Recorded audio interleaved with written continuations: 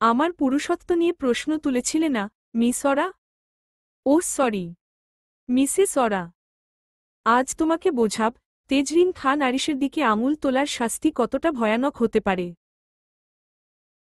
সামনে দাঁড়িয়ে থাকা শুভ্র পাঞ্জাবি পরিহিত বরের মুখে এমন কথা শুনে শুকনো ঢোক গিলল অরা। পুরো নাম অরা মেহরিন। আরিশ পাঞ্জাবির বোতাম খুলে বিছানার দিকে এগোতে লাগল দেখে ফুপিয়ে কেঁদে উঠল মেয়েটা। প্লিজ এমন করবেন না। সম্পর্কে আপনি আমার খালাতো ভাই হন। খালাতো ভাই? হুহ, এসব বাজে কথা বাদ দাও। আমার কোনো বোন নেই, মা নেই, খালা নেই, কেউ নেই। এসব সম্পর্কের ফালতু টকমা দিও না আমাকে। Now you are my wife. এটা ভালোবেসে বিয়ে নয়, এটা তোমার দেওয়া অপমানের শাস্তি। Got it? আরিশের কথায় কেঁপে উঠল অরা। ছোট থেকে আরিশের সাথে কখনো তেমন দেখা হয়নি। মায়ের মুখে শুধু শুনেছিল তার একজন খালাতো ভাই আছে, এতটুকুই। কিন্তু সেই মানুষটাকে যে স্বামী হিসেবে আজ এভাবে দেখতে হবে ভুলেও কল্পনা করেনি সে। আমার ভুল হয়েছে ভাইয়া। কতবার ক্ষমা চাইলে বিষয়টা ভুলে যাবেন? ভরা মজলিসে আমার পুরুষত্ব নেই, ঠাট্টা করার সময় এই কথা মনে ছিল না? এই তেজরিন খান আরিশকে নিয়ে হাসিঠাট্টা করার পরিণাম তোমাকে ভুগতে হবে মেয়ে। না, আরবান ভাইয়া প্লিজ। এই নামে কেন ডাকলে আমাকে? তোমার সাহস হয় কিভাবে? তোমাকে এর শাস্তি পেতে হবে। ওরা কি বলবে বুঝতে পারছে না। হুট করে নামটা না বললেও পারত সে। লোকটাকে এমনিতেই কেমন হিংস্র লাগছিল, তন্মধ্যে এই নামে ডাকার ফলে আরও ভয়ানক হয়ে উঠল। আরিশ অরার সাথে জোরাজোরি শুরু করেছে। একেবারে হিংস্র পশুর মতো আচরণ করছে। অরার ছোট দেহখানি ধীরে ধীরে আরিশের সুঠাম দেহের নিচে চাপা পড়তে লাগল। অরা গলাকাটা মুরগির মতো ছটফট করছে কেবল। আরিশের সেদিকে কোনো ভ্রুক্ষেপ নেই। আরিশের চোখে কোনো মায়া দয়া নেই, আছে কেবল ক্রোধের অনল। গভীর রাত। বিছানায় জোড়সড় হয়ে শুয়ে আছে বিধ্বস্ত অরা। চুলগুলো এলোমেলো হয়ে গেছে, চোখের কাজল লেপটে গালের সাথে মিশে বিশ্রী লাগছে তাকে। ঠোঁটে অনেকগুলো ছোট ছোট ক্ষতের সৃষ্টি হয়েছে।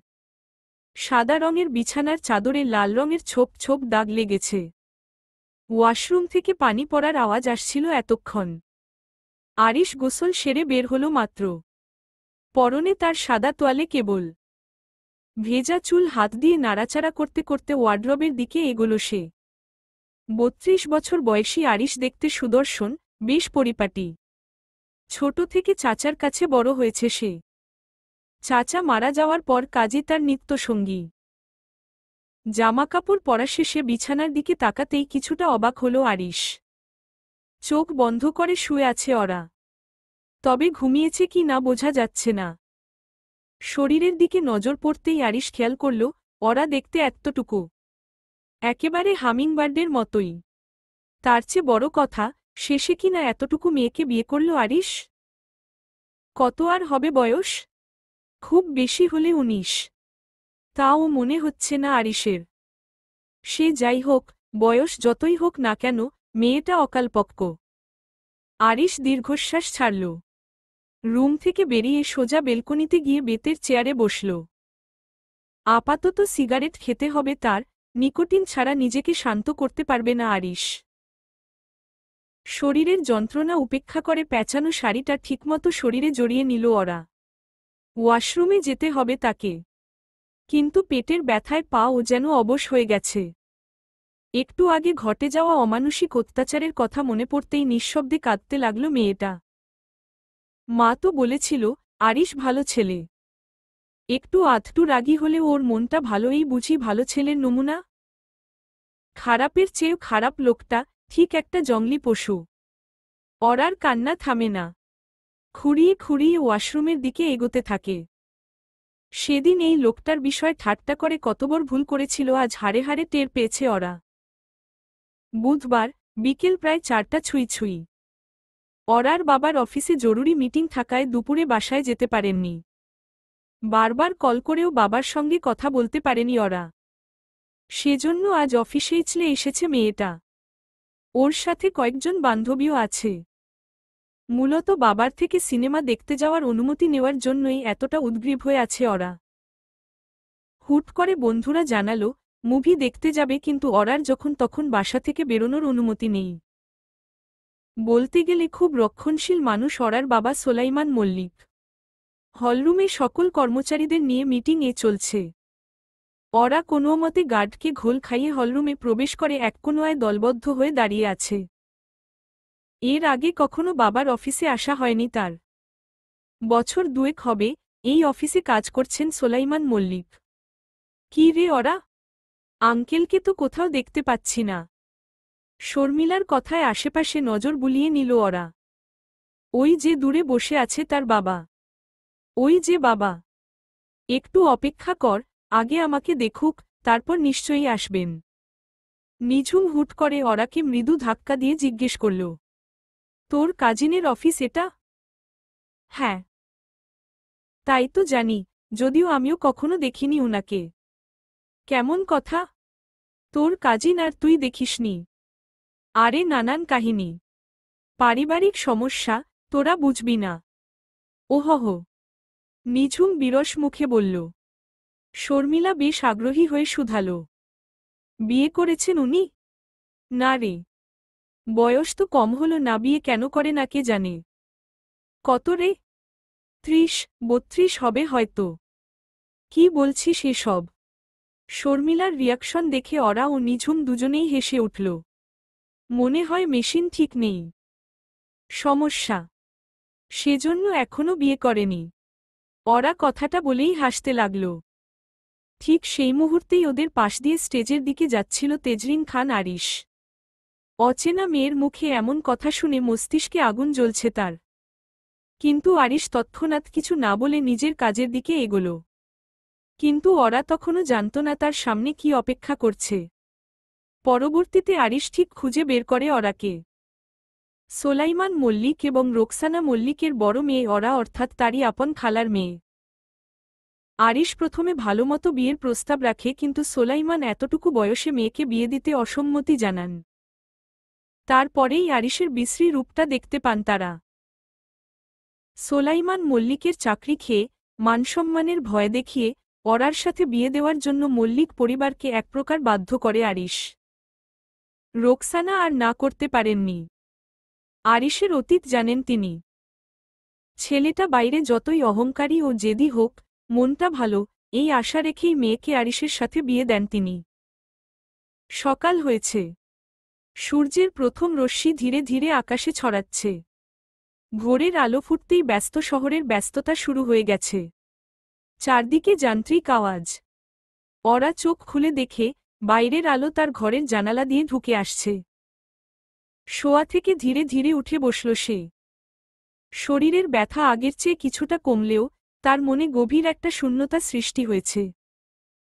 বাইরের পরিবেশে স্নিগ্ধতা, কিন্তু ওরার মনে এক ধরনের অস্থিরতা ভর করেছে। লোকটা তো রুমে নেই। রাতেই ঘর থেকে বেরিয়ে গিয়েছিল, আর কি ফেরেনি? কোথায় গেল? আবার যদি না ফিরলেই ভালো। তপ্ত নিঃশ্বাস ফেলল ওরা। ঠোঁট জ্বলছে, শরীরের প্রতিটি রন্ধ্রে রন্ধ্রে ব্যথা। Good morning hummingbird. আচমকা আরিশের কণ্ঠস্বর শুনে ভয়ে জোড়সড় হয়ে বসল ওরা। আরিশ কেয়ারটেকার জলিলকে নাস্তার প্লেট বিছানার একপাশে রাখতে বলে তাকে রুম থেকে চলে যেতে বলল। জলিলও মালিকের কথামতো খাবার রেখে দ্রুত স্থান ত্যাগ করেছে। ওরা আরিশকে ঠিক বুঝতে পারছে না। রাতে যে ভয়ঙ্কর রূপ দেখালো, আর সকাল হতেই এত মিষ্টি কথা। ব্যাপারটা হজম হচ্ছে না ওরার। আরিশ ওরাকে আপাদমস্তক দেখছে। ওরা মেহরিন নামের থেকে হামিংবার্ড নামটাই এই মেয়ের জন্য পারফেক্ট। তাছাড়া তেজরিন খান আরিশ তার স্ত্রীকে এমন নামেই ডাকবে, যে নামে অন্য কেউ কখনো তাকে না ডাকেনি এমন। কি হলো? চুপ করে আছো কেন? কথার জবাব দাও। আরিশের মৃদু ধমকে ভয় পেল ওরা। আরিশ এর মধ্যে বিছানার একপাশে বসেছে। পরনে তার কালো রঙের শার্ট, জিন্সের প্যান্ট। সবকিছু স্বাভাবিক থাকলে হয়তো ওরা তার সুদর্শন বরের প্রেমে হাবুডুবু খেত এখন। Good morning. আরিশ হাসল, ঠিক যেন শয়তানি হাসি। ওরা বুঝতে পারছে না লোকটা কি অসুস্থ, নাকি অতিরিক্ত রাগী বলে এমন মনে হয়। রাগ না হয় স্বাভাবিক, কিন্তু জলিলের দিকে তাকিয়েছিলে কেন হামিংবার্ড? জলিল জিজ্ঞাসু দৃষ্টিতে তাকিয়ে আছে ওরা। আরিশ অদ্ভুতভাবে হেসে ফের বলে, যে ছেলেটা নাস্তা রেখে গেল ওর নামই জলিল। এবার বুঝতে পেরেছে ওরা। কিন্তু জলিলের দিকে কেন তাকিয়েছিলে এটা আবার কেমন কথা? রুমে কেউ এলে একবার তো সবাই তাকায়। স্বাভাবিক। এমনি রুমে কে এসেছিল দেখার জন্য। চুপ। পরপুরুষের দিকে চোখ তুলে তাকালেও শেষ করে ফেলব। না টাকা পয়সার অভাব থাকবে আর না সেক্সের। নারীরা তো এগুলোই তাই না হামিংবার্ড? আরিশের অসংলগ্ন কথাবার্তা ভীষণ খারাপ লাগছে ওরার। ঘৃণায় চোখমুখ কুঁচকে ফেলেছে সে। লোকটার মন মানসিকতা এত নীচ।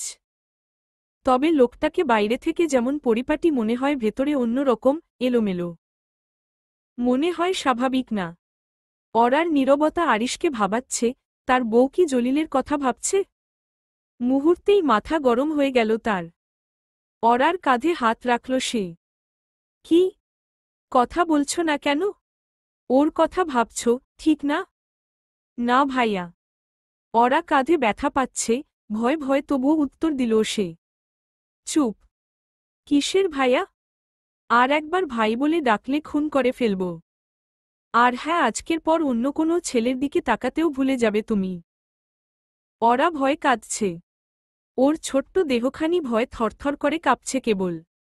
আরিশ কথা বলতে বলতে নিজের শরীরের শার্ট বিছানায় ছুঁড়ে ফেলল। ওরা ভালো করেই বুঝতে পারছে তার সাথে কি হতে চলেছে। তাই প্রাণপণে আরিশের কাছে হাতজোড় করে বলতে লাগল, প্লিজ এসব করবেন না। আমার খুব কষ্ট হচ্ছে। আমি আর কারো দিকে তাকাব না। আরিশ ওরার থুতনি চেপে ধরে রাগান্বিত কণ্ঠে বলল, কষ্ট হয়? ঠিকমতো দিল কষ্ট হয়, আর না দিল পরপুরুষের কাছে যাস তোরা। তোদের নারীজাতিকেই ঘৃণা করি আমি। তোরা মা নামের কলঙ্ক। আরিশের কোনো কথার আগামাথা বুঝতে পারছে না ওরা, আর না তো এই মুহূর্তে বুঝতে চাচ্ছে। আরিশের চোখ লাল হয়ে গেছে। ওরার শরীর থেকে সবটুকু পোশাক খুলে ফ্লোরে ছুঁড়ে ফেলল সে। আমার সাথে কেন এমন করছেন? কি করেছি আমি? মেশিনে সমস্যা, কে জানি বলেছিল? ক্রূর হাসল আরিশ। ওরা নিরুপায়। আরিশের দুই হাতের নিচে নিজের হাত চাপা পড়ে গেছে ওর।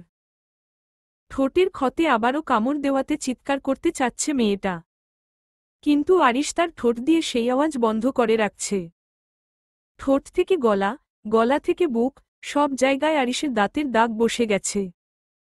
ওরার দুচোখ বেয়ে জল পড়ছে কেবল। মনে হচ্ছে নরক যন্ত্রণা ভোগ করছে সে। আরিশ ওরার দুপায়ের মাঝখানে বসল। ওরার দু চোখ বড় বড় হয়ে গেছে। গোত্রাতের মতো আবারও তেমন কিছু হলে সইতে পারবে তো? Is this too much for you, hummingbird? Should I give it to you? Of course I will.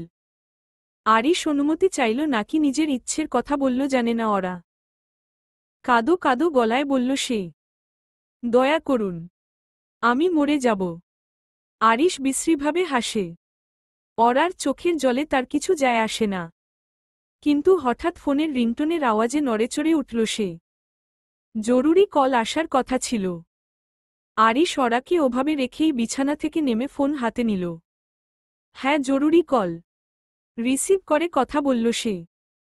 ওরা কোনোমতে বিছানার চাদর মুড়ি দিয়ে ভয়ে চুপচাপ তাকিয়ে আছে কেবল। জরুরি কল, কাজ আছে আমার। ঠিকমতো খেয়ে নিও। তামান্না আছে বাসায়, তোমার দেখাশোনা করবে। কথা বলতে বলতে পোশাক পরে নিল লোকটা। ওরা গোপনে স্বস্তির নিঃশ্বাস ফেলল। আরিশ আর কোনো কথা না বলে ঘর থেকে বেরিয়ে গেল। আরিশ চলে যেতেই দ্রুত পোশাক পরে নেয় সে। মা যে তাকে জাহান্নামে পাঠিয়েছে সে বিষয়ে কোনো সন্দেহ নেই ওরার। কিন্তু প্রশ্ন হল, জেনে শুনে এমন ছেলের সাথে কেন বিয়ে দিল রোকসানা? ওরা ভেবে পায় না। বারান্দায় গ্রিলে হাত দিয়ে দাঁড়িয়ে আছেন সোলাইমান মল্লিক। বাইরে কত শত গাড়ি নিজেদের মতো ছুটে চলেছে। কাল থেকে আবার অফিস, আজ ছুটি। সেজন্য বাড়িতে বসে আছেন তিনি। কি হয়েছে তোমার? এখনো রাগ করে আছো? রোকসানা মল্লিকের কথায় কোনো ভাবান্তর হল না সোলাইমান মল্লিকের। স্বাভাবিকভাবে উত্তর দিল, কিসের রাগ? আর কি হবে রোকসানা? আমি জানি আরিশের সাথে অরার বিয়েটা তুমি মন থেকে মানতে পারোনি এখনো। ম্লানমুখে বললেন রোকসানা। কিন্তু সোলাইমানের কাছে এসব কথার কোনো মূল্য নেই। জেনে শুনে কারো পছন্দ অপছন্দের দাম না দিয়ে পড়ে সেসব জিজ্ঞেস করে কিসের জন্য? যখন বিয়েটা হয়েই গেছে এসব বলে লাভ কি? না মানলে তো কারো কিছু যায় আসে না। তোমার মেয়ে, তুমি তার সাথে যা ইচ্ছে তাই করেছ। এভাবে বলো না। অরা তোমারও মেয়ে। আমার মেয়ে হলে কখনোই এভাবে বিয়ে দিতে পারতে না তুমি। সোলাইমান কেমন করে যেন হাসলেন, বিষয়টা রোকসানা সহ্য করতে পারছে না। তার স্বামী বড্ড ভালো মানুষ, অথচ আজ এভাবে কষ্ট পাচ্ছেন তিনি। বিষয়টা স্ত্রী হিসেবে রোকসানার নিকট সত্যি বড় যন্ত্রণার। আরিশ তো পর্ণা, বলো। আমারই বোনের ছেলে। হ্যাঁ, তোমারই বোনের ছেলে। সেই ছেলে যে একজন মানসিক রোগী। বাইরে থেকে সে যথেষ্ট ভালো মানুষ হলেও মাঝে মধ্যে তার অসুস্থতার কথা অফিসে কানাঘুষা শোনা যায় রোকসানা। ছেলেটার মাথার ঠিক নেই। আর এসবের জন্য দায়ী তোমার বোন, কেবলমাত্র তোমার বোন। আর আজ অরাকে আরিশের সাথে বিয়ে দিয়ে সেই দায় এড়াতে চাইছ তুমি? এসব তুমি কি বলছ? আরিশ অসুস্থ না। আপুর ওসব কাজকর্মে মানসিকভাবে ভেঙে পড়েছিল ছেলেটা, কিন্তু অসুস্থ নয়। তাছাড়া অরার মা আমি, জেনে শুনে ওর ক্ষতি করতে পারি না আমি। সোলাইমান মল্লিক চুপ করে গেলেন এবার। সত্যি তো? রোকসানা অরার মা। সোলাইমান মল্লিক অরার জন্মদাতা পিতা নন, তবে ছোট থেকে কম আদর স্নেহ করেননি তিনি। অরার বাবার অকাল মৃত্যুর পর রোকসানাকে সমাজের কুনজর থেকে রক্ষা করে ভালোবেসে নিজের ঘরের বউ করেছিলেন সাইদ। আমাকে একা ছেড়ে দাও রোকসানা। দীর্ঘশ্বাস ছাড়ল অরার মা। মৃদু হেসে বলল, ঠিক আছে। নিঃশব্দে ঘর থেকে বেরিয়ে গেলেন রোকসানা। আসলেই নিজেকে মানিয়ে নেওয়ার জন্য সময় দরকার। অরার নিথর শরীরটা বিছানায় পড়ে আছে। গায়ের উপর পাতলা চাদর দেয়া থাকলেও কাঁপছে ও, শরীরের ভেতর যেন শীত আর আগুন একসঙ্গে লড়াই করছে। কপালের ঠিক মাঝখানে জ্বরের তীব্রতা জমাট বেঁধেছে, তামান্না হাত রাখতেই যেন তাপের ধাক্কায় পুড়ে যাওয়ার উপক্রম হল। মেয়েটা ঘেমে গেছে, তবুও সারা শরীর হিমশীতল লাগছে। তার ঠোঁট শুকিয়ে ফেটে গেছে, নিঃশ্বাস ভারী, বুক ওঠানামা করছে অনিয়মিত ছন্দে। অচেতনভাবেই কপট গোঙানি বেরিয়ে আসছে ঠোঁটের ফাঁক দিয়ে। মাঝে মাঝে কিছু অস্পষ্ট শব্দ বলে উঠছে, যেন তীব্র ঘোরের মধ্যে কাউকে ডাকার চেষ্টা করছে, আবার মুহূর্তের মধ্যে শব্দগুলো মিলিয়ে যাচ্ছে নিস্তব্ধতার মাঝে। তামান্নার হাত কাঁপছে। একবার ভাবল ঠান্ডা পানি এনে মাথায় দেয়, আবার মনে হলো ওষুধ ছাড়া হবে না। ফোনটা হাতে নিয়েও দ্বিধায় পড়ল, আরিশকে ফোন করবে কিনা। অফিসে থাকাকালীন সময়ে বিরক্ত করা অপছন্দ করে সে। কিন্তু এখন কল না করলে যদি কিছু হয়? জ্বরটা নরমাল না, শরীর এতটা নিস্তেজ দেখাচ্ছে যে মনে হচ্ছে এই বুঝি আর নিঃশ্বাস নেবে না। দোটানায় পড়ে গেছে তামান্না। মেয়েটার বয়সও খুব বেশি নয়, সবে 21। অভাবের তাড়নায় লোকের বাসায় কাজ করত আগে। কিন্তু বেশিরভাগ বাড়িতেই যৌন হয়রানির শিকার হতে হয় বলে রাগে দুঃখে একদিন আত্মহত্যা করতে গিয়েছিল তামান্না। কিন্তু আরিশ তাকে বাঁচায় এবং নিজের বাড়িতে কাজের ব্যবস্থা করে দেয়। গ্রীষ্মের দুপুর। শহর যেন উত্তপ্ত কড়াইয়ের মতো দগদগে। ফুটপাতে গাছের ছায়া ছোট হয়ে এসেছে, পাতাগুলো নিস্তব্ধ, নড়ারও শক্তি নেই। মানুষজন ছাতা মাথায় বা গামছা দিয়ে ঘাম মুছতে মুছতে হাঁটছে। রাস্তার ধারে ঠেলাগাড়িতে রাখা তরমুজের টুকরোগুলো যেন তৃষার প্রতীক হয়ে দাঁড়িয়ে আছে, আর তালের শ্বাসও বিক্রেতার হাঁকডাকের সঙ্গে তাল মিলিয়ে ক্রেতা টানছে। ক্লান্ত শহর একটু শান্তির আশায় ছায়া খোঁজে। বাসস্ট্যান্ডে অপেক্ষমান যাত্রীরা হাতপাখা দিয়ে বাতাস করার ব্যর্থ চেষ্টা করছে, দোকানিরা পানির বোতল ঠান্ডা রাখতে বারবার বরফ দিচ্ছে। ট্রাফিক সিগন্যাল দাঁড়িয়ে থাকা বাস আর রিকশার চাকার নিচের পিচ গলতে চায় যেন। বিল্ডিংয়ের উঁচু কাচের জানালাগুলোয় সূর্যের আলো প্রতিফলিত হয়ে চকচক করছে। কোথাও একটা চিল চক্রাকারে ঘুরছে, যেন উত্তাপের মধ্যেই নিজের অস্তিত্বের জানান দিচ্ছে। স্কুল ছুটির পর বাচ্চারা দ্রুত বাড়ির দিকে ছুটছে, কেউ কেউ রাস্তার পাশে আইসক্রিম হাতে নিয়ে চুষে খাচ্ছে।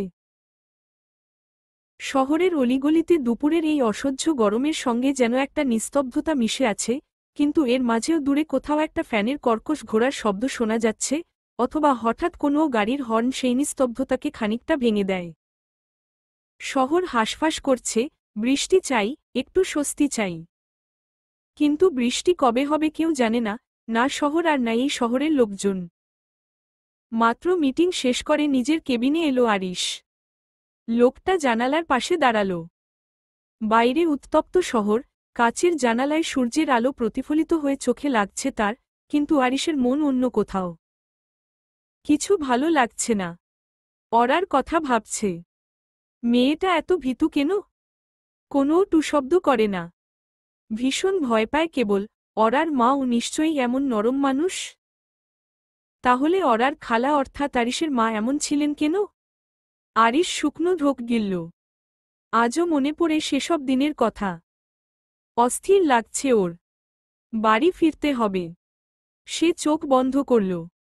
অদ্ভুতভাবে অরার মুখটা মনে পড়ে গেল। ছোট্ট পাখির মতো চঞ্চল, অথচ যেন ভেতরে ভেতরে আতঙ্কে গুটিয়ে থাকা।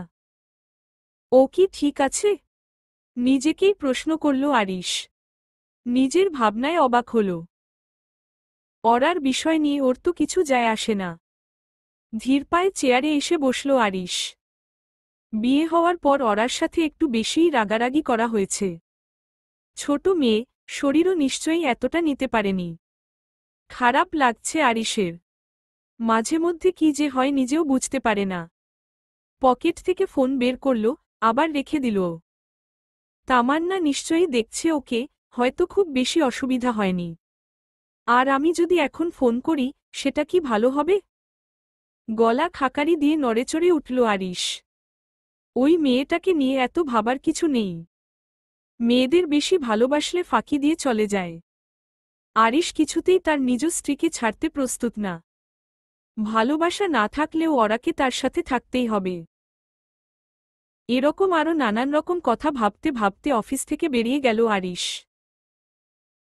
মা আপু কল রিসিভ করেছে? নয়নার কথায় দীর্ঘশ্বাস ছাড়লেন রোকসানা। নয়না অরার ছোট বোন। ক্লাস 8-এ পড়ে এবার। না রে।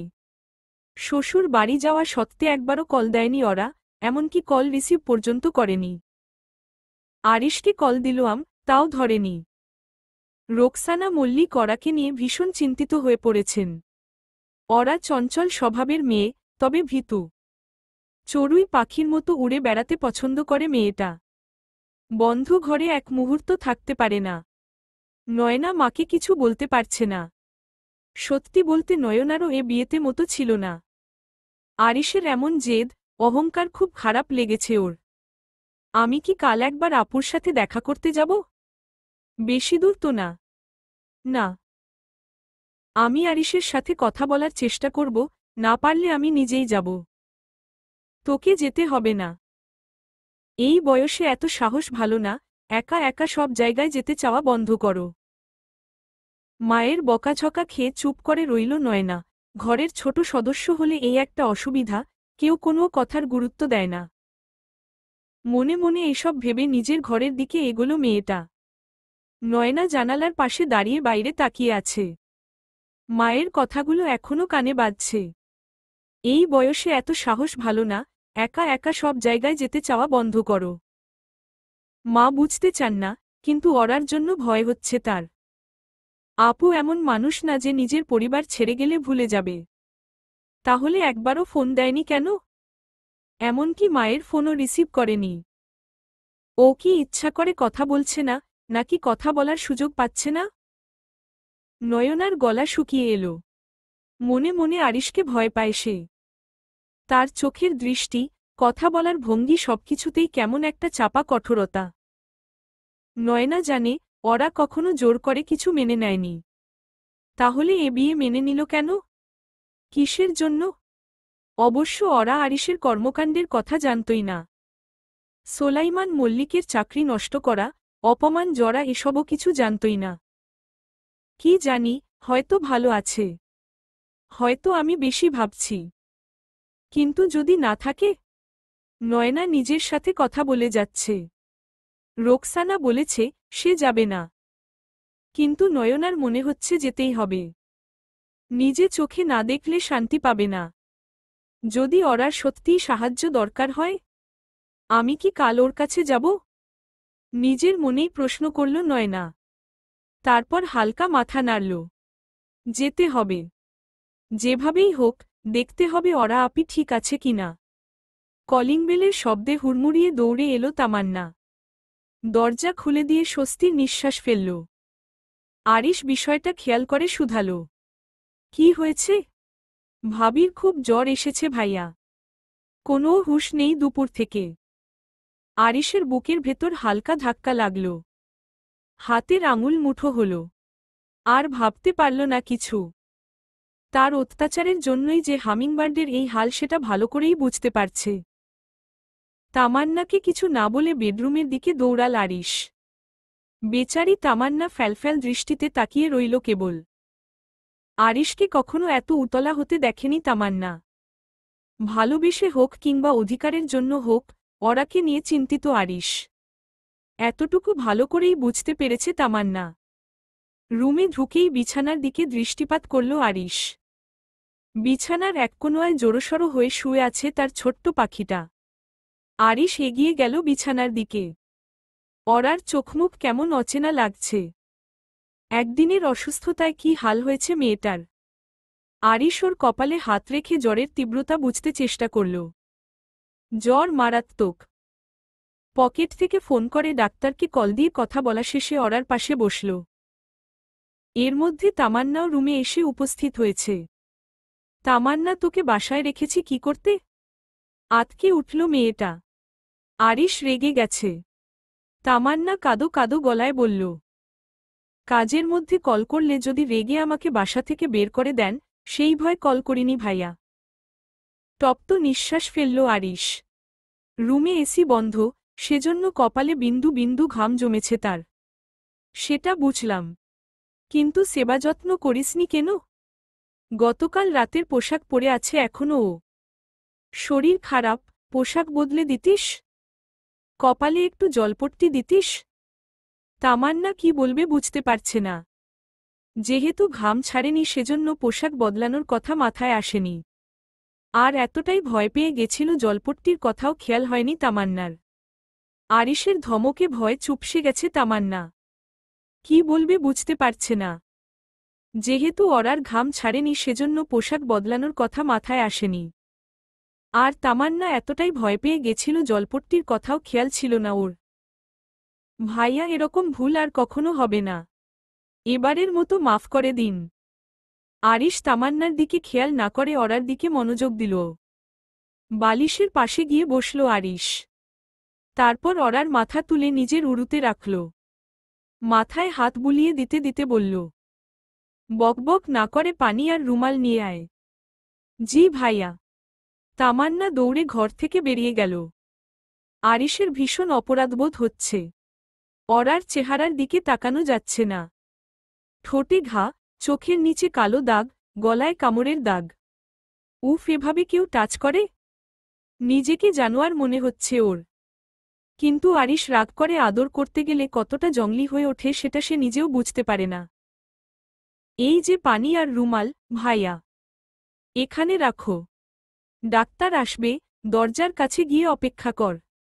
উনি নক করলেই দরজা খুলে দিবি। ঠিক আছে ভাইয়া। আরিশের সামনে খুব সাবধানে পানির বাটি আর রুমাল রেখে আবারও ঘর থেকে বেরিয়ে গেল তামান্না। ওরাকে আবারও বালিশে শুইয়ে দিল আরিশ। কপালে জলপট্টি দিয়ে ফার্স্ট এইড বক্স খুঁজতে লাগল। ড্রেসিং টেবিলের ড্রোয়ারেই রাখা ছিল। ওরার ক্ষত জায়গাগুলো পরিষ্কার করে ঔষধ লাগিয়ে দিচ্ছে আরিশ। মেয়েটা ঘোরের মধ্যেও ব্যথা অনুভব করতে পারছে। ঔষধ লাগানোর সময় ছটফট করছিল খুব। আরিশ নিজের ওপর বিরক্ত। শাস্তি দিতে গিয়ে বিয়ে করে, শেষে এতটুকু বউ নিয়ে বিপদে পড়ল। ডাক্তার এসে অরাকে দেখে কিছু ঔষধ দিয়ে গেছে। শরীরের ব্যথার জন্যই জ্বর এসেছে। তামান্না আরিশের জন্য রাতের খাবার ঘরে দিয়ে গেছে। আরিশের এই রূপ আগে দেখেনি সে। শক্তপোক্ত মানুষটারও যে কারো জন্য এতটা ভাবনাচিন্তা হয় তামান্না সেটা আন্দাজও করতে পারেনি। আরিশ তাকে সাহায্য করলেও কখনো ভালো আচরণ করেনি আর না তো খারাপ। সব সময় এমনভাবে কথা বলেছে মেয়েরা যেন ঘৃণার পাত্রী। আরিশ সকল নারীকেই কমবেশি ঘৃণা করে, কিন্তু কেন সেটা জানে না তামান্না। গভীর রাত। সোফায় বসে ল্যাপটপে মুখ গুজে বসে আছে আরিশ। পরনে তার টি শার্ট ও হাফ প্যান্ট। অরা ঘুমোচ্ছে। মাঝখানে একবার চোখ মেলে তাকিয়েছিল, তামান্না ঔষধ খাইয়ে দিয়েছে তখন।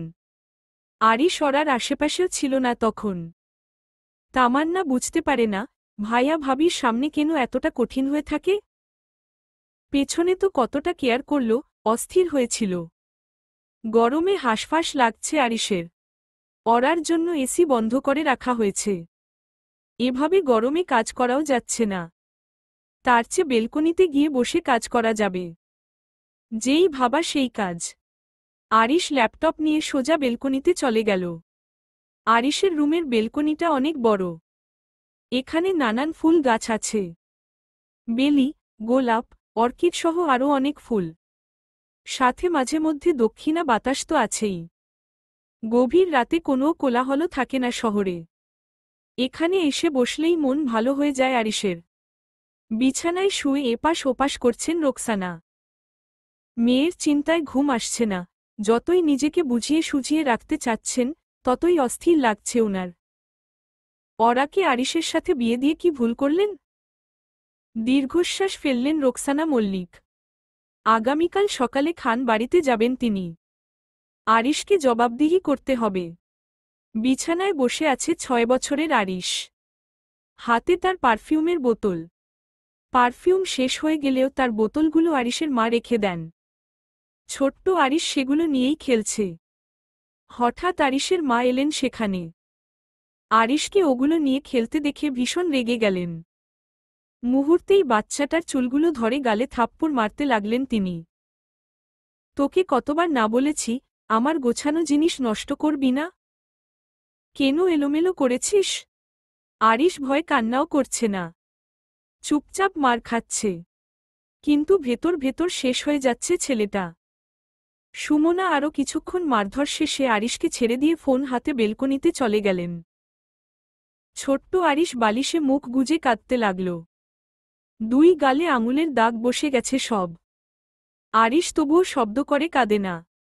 রাতে আরিশের বাবা বাসায় ফিরতেই সুমনার সাথে ঝামেলা হল।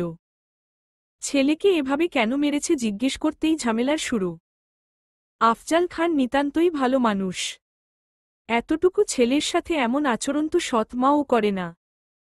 সেখানে সুমনার এমন আচরণে অবাক হন আফজাল। অবশ্য সুমনা এরকমই অদ্ভুত। নিজের রাখা কোনো জিনিসপত্র কেউ ধরলেও বাজেভাবে রিয়্যাক্ট করেন। সব সময় নিজের পছন্দমতো পোশাক পরান আরিশকে। উনার পছন্দের বাইরে গেলেই শুরু হয় অত্যাচার। আফজাল ঠিকমতো কিছু বলতেও পারে না। সুমনা ছেলের সামনেই শারীরিক বিষয় নিয়ে ঝামেলা করে। সুমনার মতে আফজাল তার চাহিদা মেটাতে অক্ষম। আর অক্ষম পুরুষদের এত হাকডাক মানায় না। আফজাল দমে যায়। কোনো পুরুষ যদি বুঝতে পারে সে তার স্ত্রীকে তৃপ্তি দিতে পারছে না, তবে তার চেয়ে গ্লানি আর কিছুতেই নেই। কোনো মেয়েলি কণ্ঠে কান্নার শব্দ শুনে ঘুম ভেঙে গেছে আরিশের। অবশ্য ভালোই হয়েছে। দুঃস্বপ্ন দেখেছে। ওই ভদ্রমহিলা স্বপ্নে এসেও টর্চার করল আজ।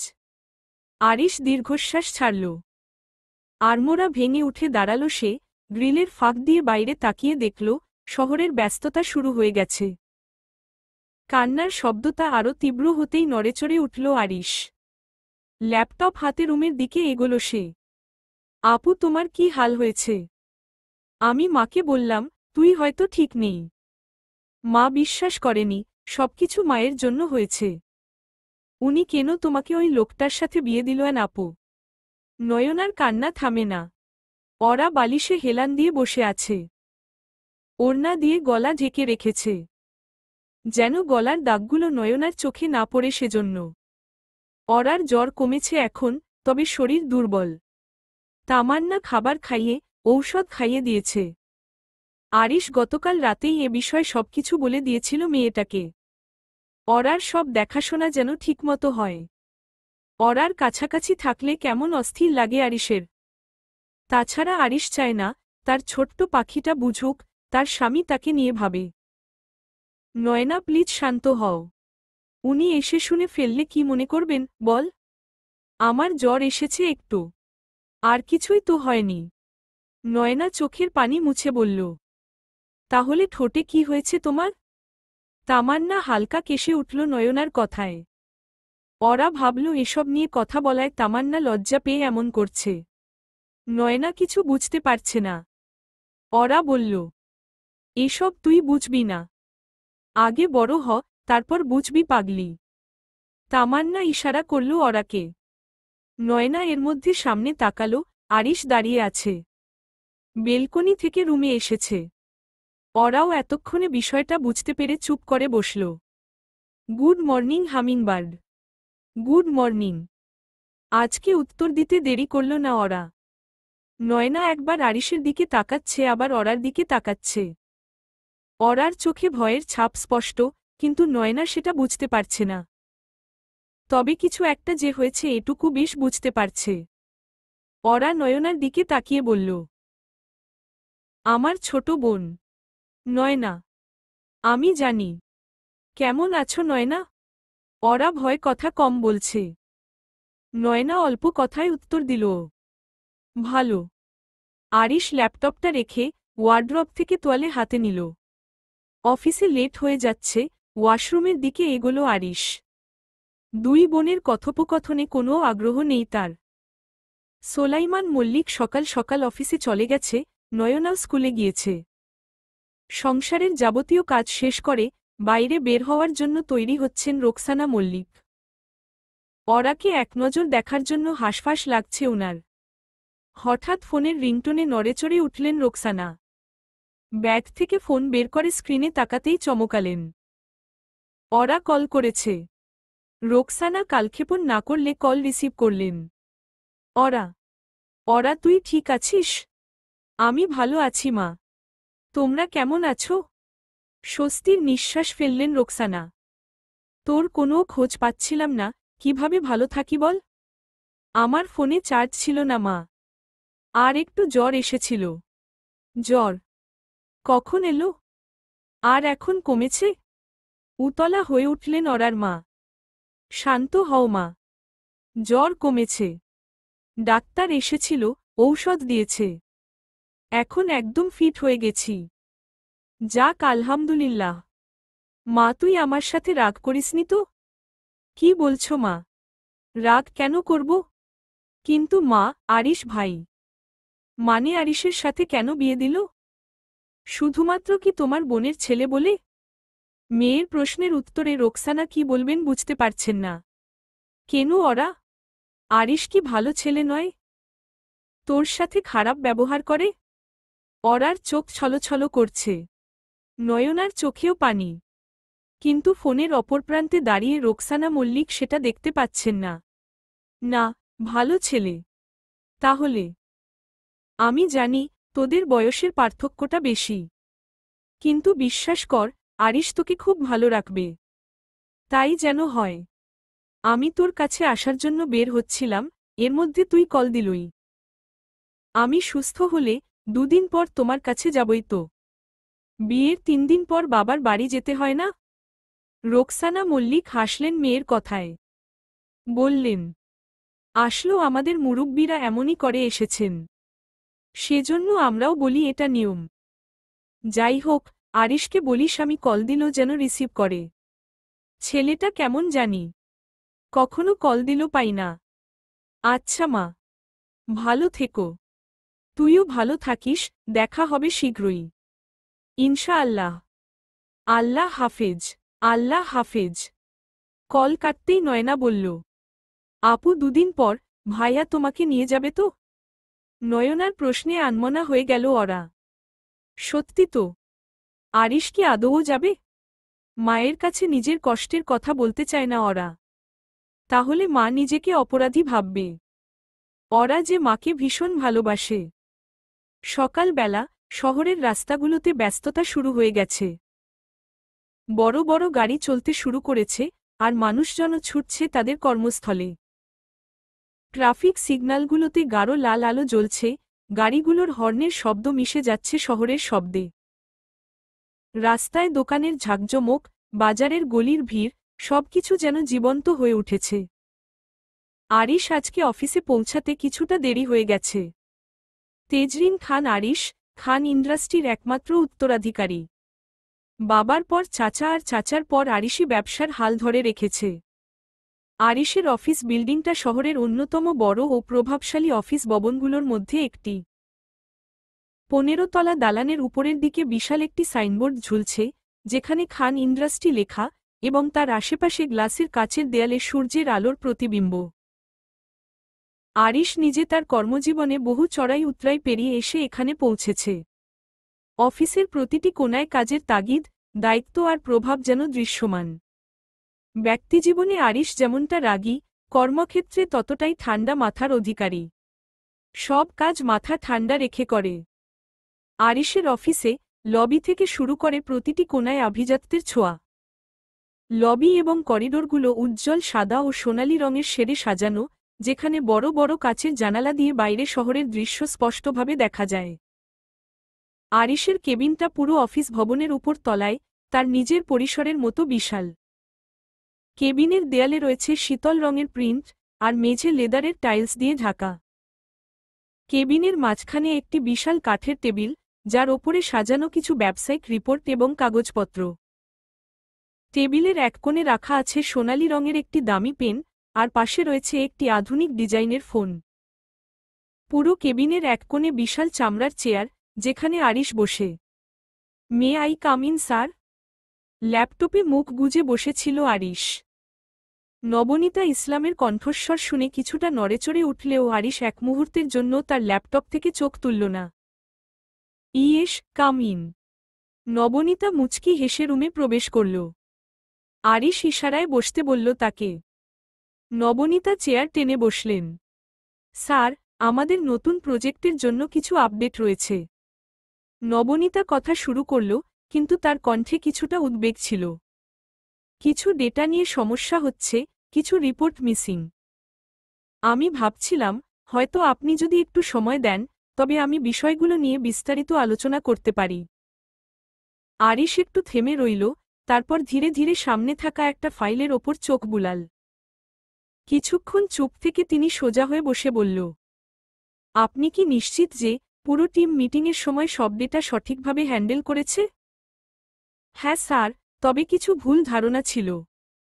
আমার মনে হচ্ছে কিছু রিপোর্টের ফরম্যাট ঠিক হয়নি এবং তাই এগুলো সঠিকভাবে সিস্টেমে ইন্টারপ্রেট হচ্ছে না। নবনীতা উত্তরে বলল, তার কণ্ঠে সতর্ক স্পষ্ট। ঠিক আছে। আপনি টিমের সাথে বসে সেগুলো ঠিক করার ব্যবস্থা নিন। আমি কিছুদিন পর রিপোর্টটি আবার দেখে নেব। আর হ্যাঁ, যে কোনো সমস্যা হলে আমাকে জানাবেন। নবনীতা মুচকি হেসে মাথা নেড়ে বলল, ধন্যবাদ স্যার। আমি দ্রুত সমাধান করতে চেষ্টা করব। আরিশ আবার ল্যাপটপে দৃষ্টিপাত করল, কিন্তু তার মনোযোগ এখনও নবনীতার দিকে। এছাড়া, আমি শুনেছি আপনার একটি নতুন আইডিয়া ছিল আমাদের বিপণন কৌশল নিয়ে। সেটার বিষয়ে বলুন। নবনীতা একটু হাসি দিয়ে বলল, হ্যাঁ স্যার। আমি মনে করি যদি আমরা সোশ্যাল মিডিয়া প্ল্যাটফর্মগুলোতে আরও ইন্টারঅ্যাক্টিভ ক্যাম্পেইন চালাতে পারি, তবে আমাদের কোম্পানির ব্র্যান্ড ভ্যালু অনেকটা বৃদ্ধি পাবে। আমি কিছু নতুন আইডিয়া নিয়ে এসেছি। আরিশ চুপচাপ শুনল। কিছুক্ষণ বাদে বলল, গুড আইডিয়া। আগামীকাল এটা নিয়ে কথা বলবো। এখন আপনি আসুন। আর হ্যাঁ, কাজগুলো মন দিয়ে করবেন। Okay sir. নবনীতা আর কথা বাড়াল না। আরিশ অতিরিক্ত কথা অপছন্দ করে, এটা অফিসের সবাই জানেন। নবনীতা রুম থেকে বেরিয়ে যাওয়ার পর আরিশ অনলাইনে মিটিংয়ে জয়েন হল। সারাদিন একা একা থাকতে ভালো লাগছে না ওর আর। তামান্না নিজের কাজ নিয়ে ব্যস্ত থাকে। তাছাড়া তার সাথে ভালো জমেও না অরার। রুম থেকে বেরিয়ে করিডোরে হাঁটছে সে। পরনে কালো রঙের গাউন, খোলা চুল। আরিশ আগেই অরার জন্য পোশাক আনিয়ে রেখেছিল, সেগুলোই পরছে এখন। করিডোরে হাঁটতে হাঁটতে পুরো বাড়িটার দিকে ভালো করে নজর বুলাতে লাগল অরা। বাড়ি তো নয়, যেন রাজপ্রাসাদ। অরা অবাক চোখে সবকিছু দেখছে। এর মধ্যেই কলিং বেলের আওয়াজ পাওয়া গেল। তামান্না রাতের খাবার রান্না করছিল। কলিং বেলের শব্দে দৌড়ে দরজা খুলে দিতে এলো সে। অরা করিডোরে দাঁড়িয়েই সবকিছু দেখছে। আরিশ বাসায় ফিরেছে। আরিশকে বাড়িতে প্রবেশ করতে দেখেই দৌড়ে রুমে চলে গেল মেয়েটা। অরার জ্বর কমেছে নাকি, তামান্না? বসার ঘর পেরিয়ে সিঁড়ির দিকে এগোতে এগোতে প্রশ্ন করল আরিশ। তামান্না বলল, জি ভাইয়া। ভাবি, আর কিছু জানতে চাইনি। তামান্না চুপচাপ রান্নাঘরের দিকে এগোল। নিজেকে গালি দিল কয়েকটা। কেন যে আগবাড়ানো কথা বলে সেই নিয়ে নিজের ওপর বিরক্ত সে। এভাবে শুয়ে আছো কেন? আচমকা আরিশের কথায় শোয়া থেকে উঠে বসল অরা। শোয়া নিয়েও কি রাগারাগি করবে নাকি? মানুষ তো নয়, যেন আজাজিল খন্নাস। অরা নিজেকে ধমক দিল। এসব কথা তো অরার দাদি বলে। অরা কেন বলবে? এমনি। আরিশ জামাকাপড় খুলে বিছানায় ছুঁড়ে ফেলল সব। পরনে কেবল প্যান্ট। আরিশকে এভাবে অর্ধনগ্ন অবস্থায় দেখে চোখ সরিয়ে ফেলল অরা। বিষয়টা খেয়াল করল আরিশ। নিজের স্বামীর দিক থেকে চোখ সরাল কেন সে? মুহূর্তেই আরিশের মাথার পোকাটা নড়েচড়ে উঠল।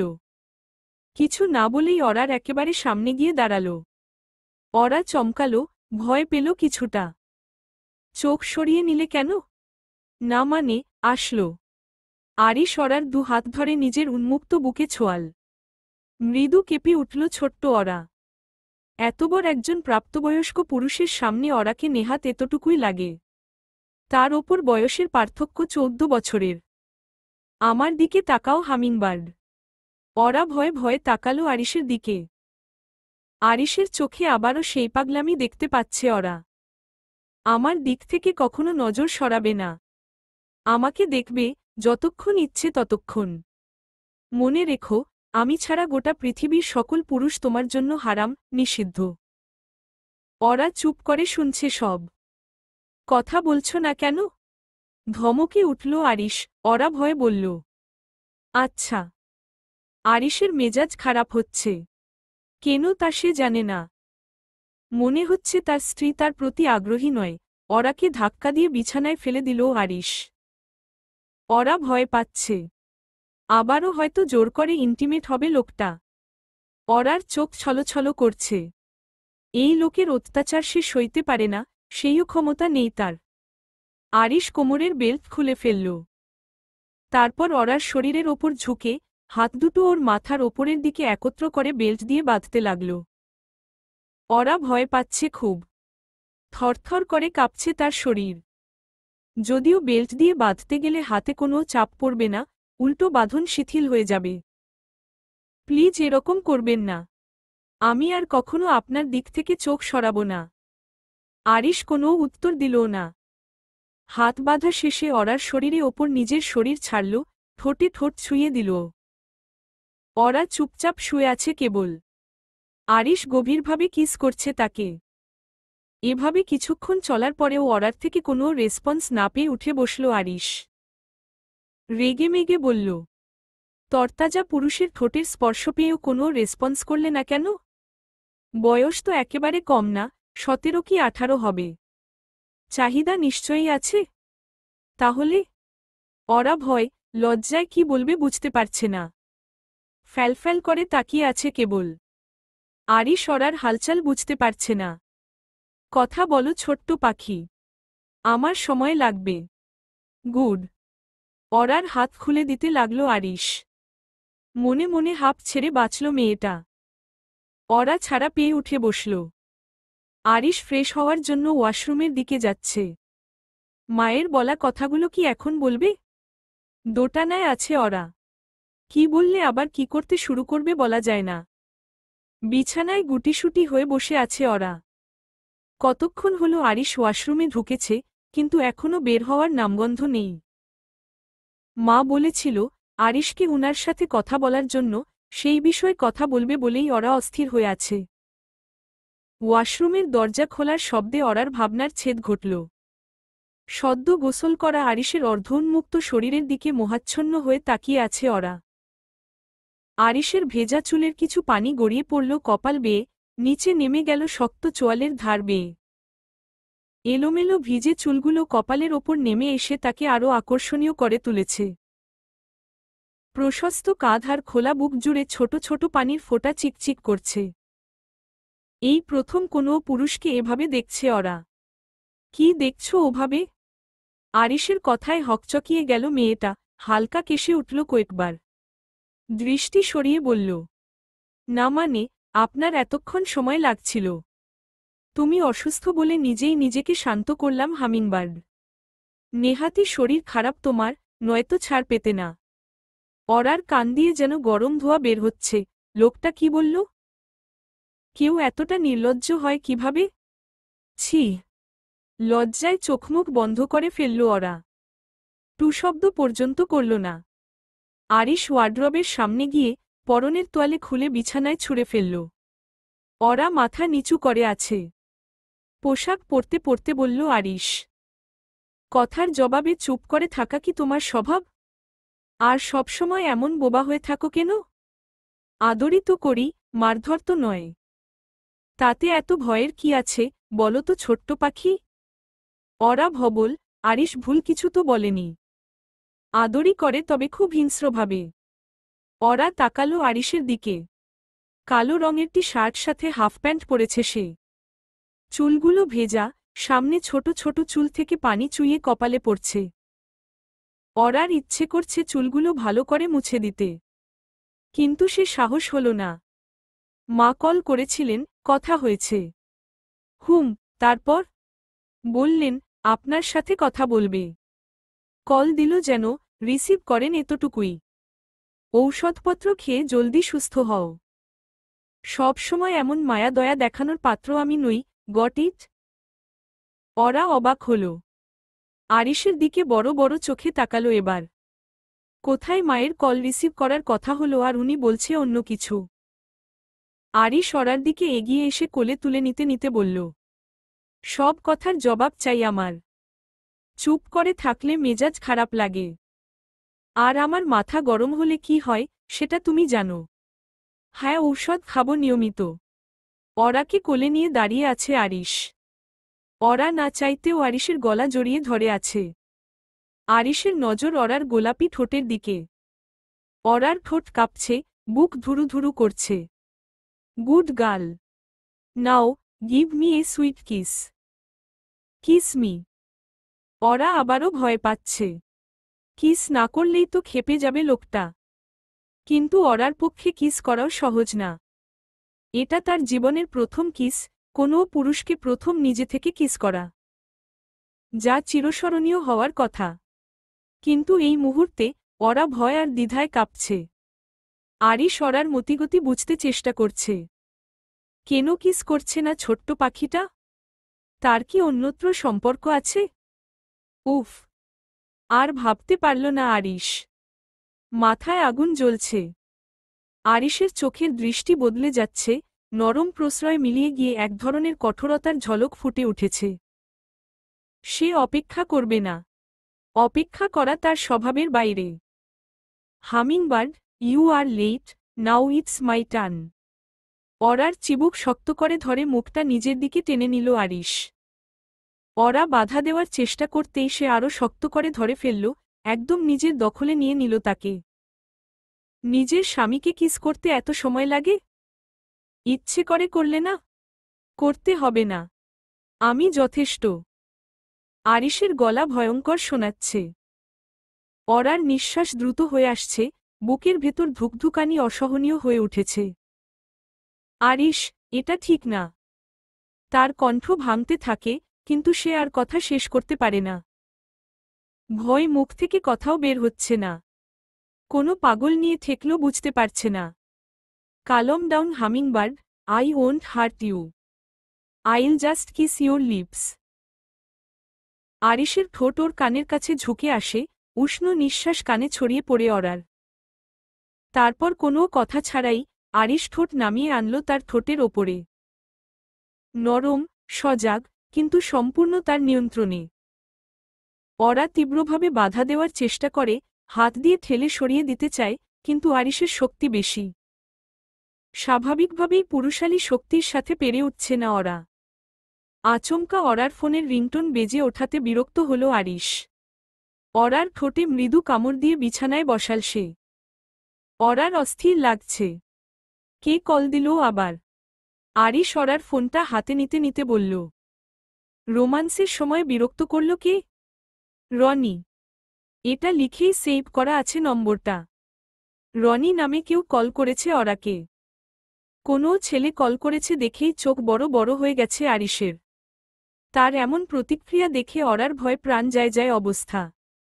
আরিশ কল রিসিভ করল, তবে এ পাশ থেকে কোনো কথা বলছে না। অরু? এই অরু? কি হয়েছে তোমার? কতদিন হলো কোনো খোঁজ নেই। কেমন আছো, কি করছো কিচ্ছু জানি না। টেনশন হয়তো? কিছু বলো। আরিশ কল কেটে দিয়ে ফোনটা ছুঁড়ে ফ্লোরে ফেলতেই লাফিয়ে উঠল অরা। আরিশের চোখে মুখে রাগে আগুন জ্বলছে। চট করে অরার থুতনি চেপে ধরল সে। ব্যথায় চোখে জল ছলছল করছে অরার। অরু? টেনশন হচ্ছে? এত সুন্দর করে অরু ডাকল কেন ওই ছেলে? কে হয় তোর? অরা কথা বলতে পারছে না। ভয়ে গলা শুকিয়ে গেছে, থরথর কাঁপছে শুধু। ঠোঁট নড়ছে একটু একটু, কথা বলতে চাচ্ছে। আরিশ রাগে গর্জে উঠল আবার। Speak, I am listening. আমার বন্ধু, একই ক্লাসে পড়ি। আর কিছুই না। ছাড়ুন প্লিজ, লাগছে। ক্লাসমেট? বন্ধু। Do you think am stupid? অরা বলে।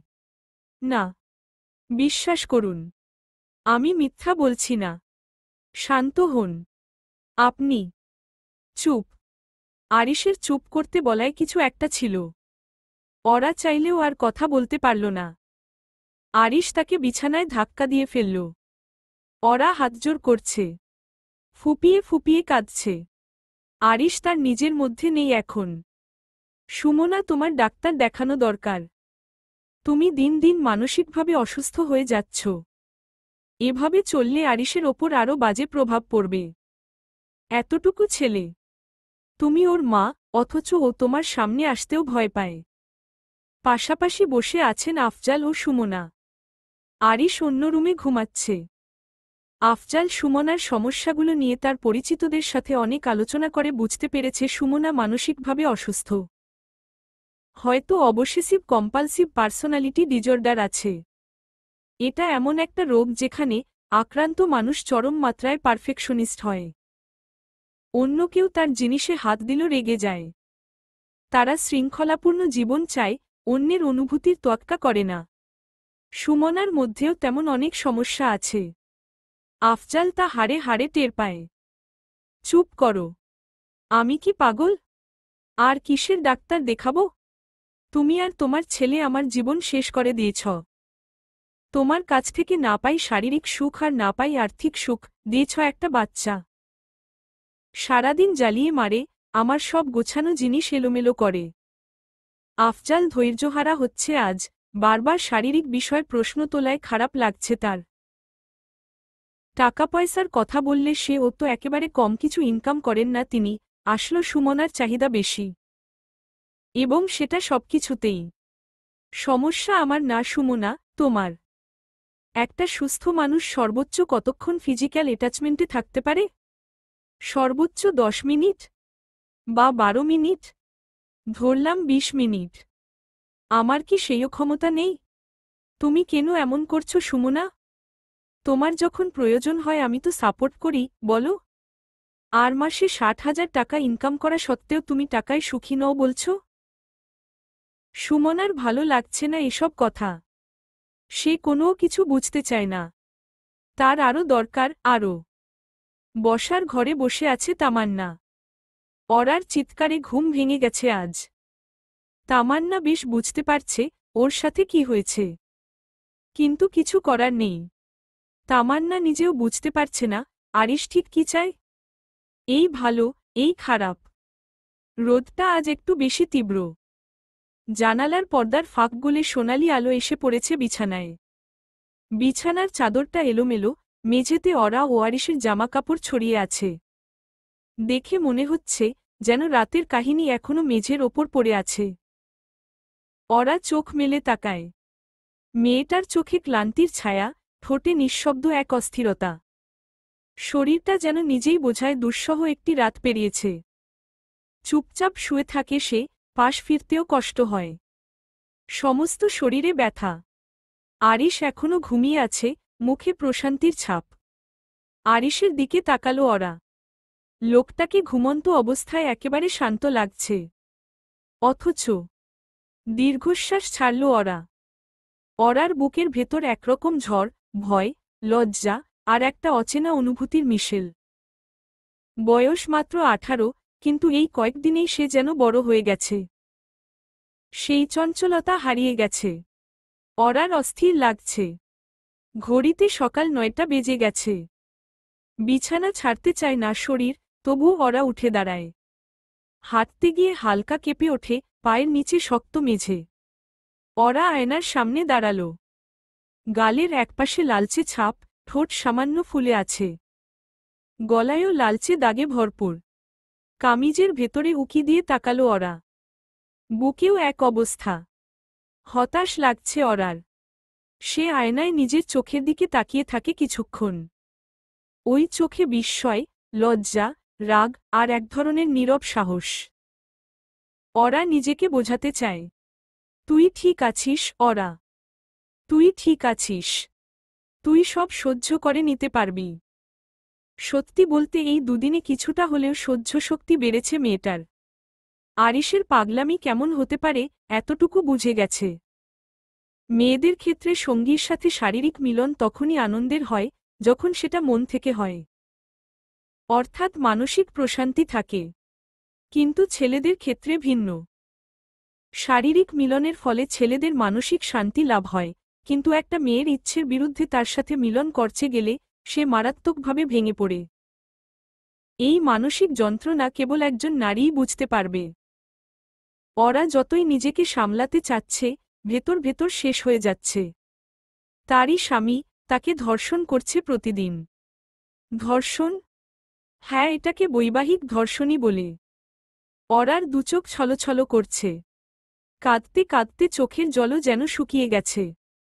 বাড়িতে ফিরবে, কিন্তু ফিরে গিয়ে কি বলবে? কিসের জন্য আরিশের সাথে থাকবে না সে? এসবের জন্য?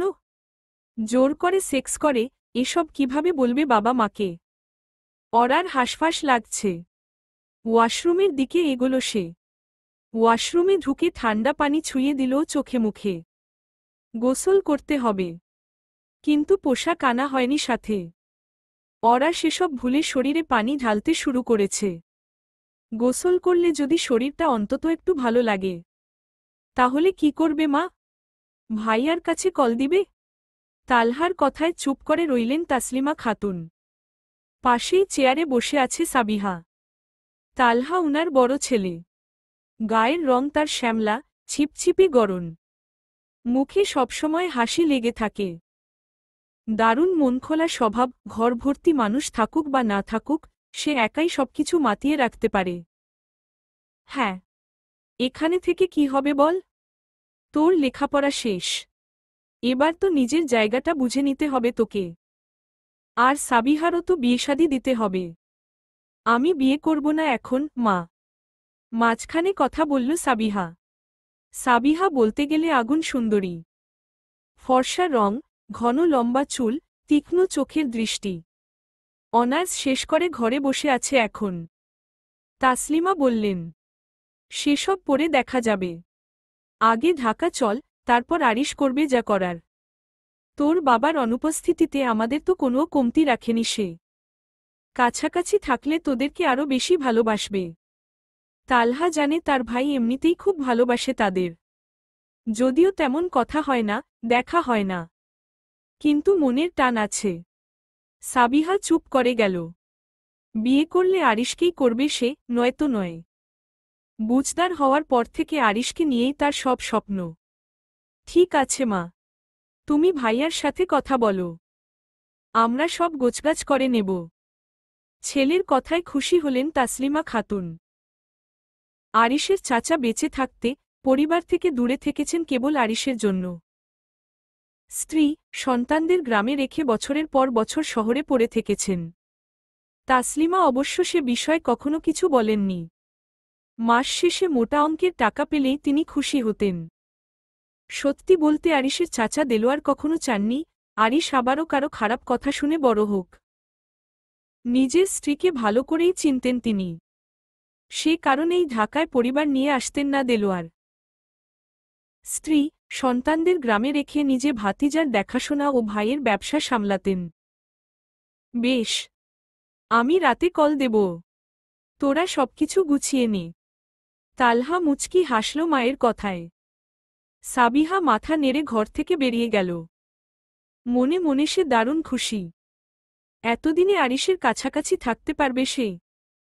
অ্যালার্ম ঘড়ির শব্দে ঘুম ভেঙে গেছে আরিশের। ঘুম ঘুম চোখে পাশে তাকিয়ে অরাকে খুঁজছে সে। কিন্তু যাকে খুঁজছে সে নেই পাশে। সজাগ দৃষ্টিতে ঘরের প্রতিটি কোণে চোখ বুলাতে লাগল আরিশ। কিন্তু না, অরা ঘরে নেই। আরিশের ঘুম ছুটে গেল। মুহূর্তেই শোয়া থেকে উঠে বসল। এর মধ্যেই ওয়াশরুম থেকে বেরোল অরা, পরনে কেবল একটা তোয়ালে।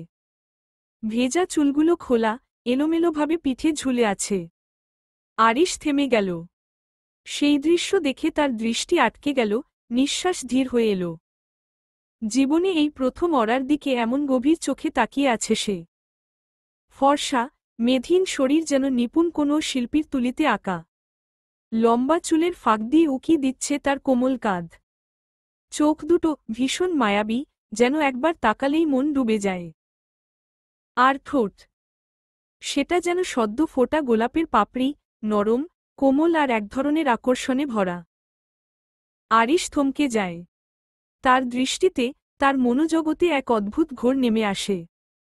আরিশকে বসে থাকতে দেখে ভীষণ ভরকে গেল অরা। চমকে উঠেছে, চোখ মুখ তাতে স্পষ্ট। লজ্জায় তার গাল লাল হয়ে উঠেছে। মন এতটাই উদাস ছিল যে জামাকাপড় না নিয়েই ঢুকে পড়েছিল ওয়াশরুমে। ধরে নিয়েছিল আরিশ এখনো ঘুমিয়ে আছে। তাই তো তোয়ালেতেই নির্বিকারভাবে বেরিয়ে এসেছিল। কিন্তু এখন এই মুহূর্তে কিছু বলার মতো অবস্থায় নেই অরা। নিজেকে ভীষণ বোকা মনে হচ্ছে। মনে হচ্ছে মাটি ফেটে গেলে সোজা সেখানে ঢুকে যায়। তবুও কিছু একটা করতে হবে। নিজেকে সামলে লম্বা এক নিঃশ্বাস ফেলল সে। মাথা নিচু করে চোখ তুলে তাকাল না আরিশের দিকে। দ্রুত পায়ে এগিয়ে গেল ওয়ার্ড্রবের দিকে। চুপচাপ, কিছু না বলে অরা ওয়ার্ড্রব খুলে জামাকাপড় খুঁজছে। হাত কাঁপছে, সে টের পাচ্ছে স্পষ্টভাবে। কিছু না দেখেও বুঝতে পারছে পেছনে থেকে আরিশ তাকিয়ে আছে। তার চোখের দৃষ্টির ভার যেন ঘাড়ে এসে পড়ে আছে অরার। বুক ধুকপুক করছে, গলা শুকিয়ে গেছে। আর কিছু না ভেবে জামাকাপড় হাতে নিয়ে ওয়াশরুমের দিকে ফিরতেই চুপচাপ ভেঙে গেল সেই নিস্তব্ধতা। হামিংবার্ড। আরিশের গলা নরম, শান্ত। অরা থমকে দাঁড়ায়। পেছনে ফিরতে সাহস হয় না। নিঃশ্বাস আটকে যায় তার। চোখ বন্ধ করে মুহূর্তটা কাটানোর চেষ্টা করে। আরিশ শান্ত কণ্ঠে বলল, শরীর ঠিক আছে? অরা দাঁড়িয়ে থাকে নীরবে, নিঃশব্দে। তার মুখে কোনো শব্দ নেই, অথচ চোখে অভিমান, রাগ আর মনের গভীরে অজানা এক আলোড়ন। সারারাত পশুর মতো আচরণ করে, এখন শরীরের খোঁজ নিতে এসেছে। অরা কি বলবে? কোনো কথায় রেগে যায় বলা মুশকিল। আরিশ বসা থেকে উঠে দাঁড়ায়। অরার দিকে গভীর মনোযোগ তার। মেয়েটার গলায়, ঘাড়ে অনেক দাগ বসে গেছে। আরিশকে এগোতে দেখে ভয় লাগছে অরার। দ্রুত বলল সে, হ্যাঁ, ঠিক আছে। আমি জামাকাপড় পরে আসছি। এখানেই পরো। আমি দেখব না। আরিশের কথায় হাসবে নাকি কাঁদবে বুঝতে পারছে না অরা। কি হাস্যকর কথাবার্তা বলছে লোকটা। হ্যাঁ, ঠিক আছে, আমি জামাকাপড় পরে আসছি, এখানেই পরো, আমি দেখব না। আরিশের কথায় হাসবে নাকি কাঁদবে বুঝতে পারছে না ওরা। কি হাস্যকর কথাবার্তা বলছে লোকটা। দেখার মতো অবশিষ্ট আছে কিছু? অরার প্রশ্নে আরিশ কিঞ্চিত অবাক হল। তার হামিংবার্ডের মুখে কথা ফুটেছে। মুচকি হাসল আরিশ। কোনো জবাব দিল না। অরা চুপ করে দাঁড়িয়ে রইল। এই প্রথম আরিশকে হাসতে দেখল সে। আরিশ ড্রেসিং টেবিলের ওপরে রাখা একটা মলম নিয়ে অরার দিকে এগোল। অরা চুপচাপ দেখছে সব। নিজেকে কিছুটা শক্ত করে নিয়েছে সে। ঘৃণা করে কিংবা রাগ নিয়ে আরিশের সাথেই থাকতে হবে তাকে। সোলাইমান মল্লিক অরাকে যতই ভালোবাসুক, বাবার মতো স্নেহ করুক, অরা আর তাকে কষ্ট দিতে চায় না। তাছাড়া মায়ের ওপর পূর্ণ ভরসা আছে তার। ছোট থেকে মাই তাকে আগলে রেখেছে। মা চাইলেই অরাকে তার দাদার বাড়ি রেখে এসে নিজের মতো থাকতে পারত। অরার দাদা বাড়ির সবাই খুব ভালোবাসে অরাকে। কিন্তু রোকসানা সেটা করেননি। মেয়েকে সাথে নিয়েই বিয়ে করেছেন। আরিশের স্পর্শে নড়েচড়ে উঠল অরা। গলার ক্ষততে মলম লাগিয়ে দিচ্ছে সে। অরা অবাক হচ্ছে তার আচরণে। কি চায় Arish? Remove the towel, hummingbird. কি? হকচকিয়ে গেল অরা। আরিশ স্বাভাবিকভাবেই ফের বলল, বুকেও দাগ আছে, মলম লাগাব। দরকার নেই। আমি আমি করে নেব। চুপ। অরা চুপ করে যায়। আরিশের কথা না শুনলে যদি আবার রেগে যায়। অরা ভয়, লজ্জায় চোখ বন্ধ করে ফেলে। আরিশ অরার বক্ষবিভাজনে মলম লাগিয়ে দেয়। শরীরের সব ক্ষততে মলম লাগানো শেষে বলে, ব্যথার ঔষধ আনিয়ে দিচ্ছি। ব্রেকফাস্ট করে খেয়ে নাও। আর তোমার বন্ধুকে কল করে বলে দিও, তোমার জন্য টেনশন করার দরকার নেই। You are with your husband. আর হ্যাঁ, আমি বাসায় থাকতে যেন কখনো তার কল না আসে। Got it baby? অরা মাথা নাড়ে কেবল। Good girl. পোশাক পরে নাও এখন। এভাবে আর থেকো না। If I change my mind, you won't be able to handle ইট।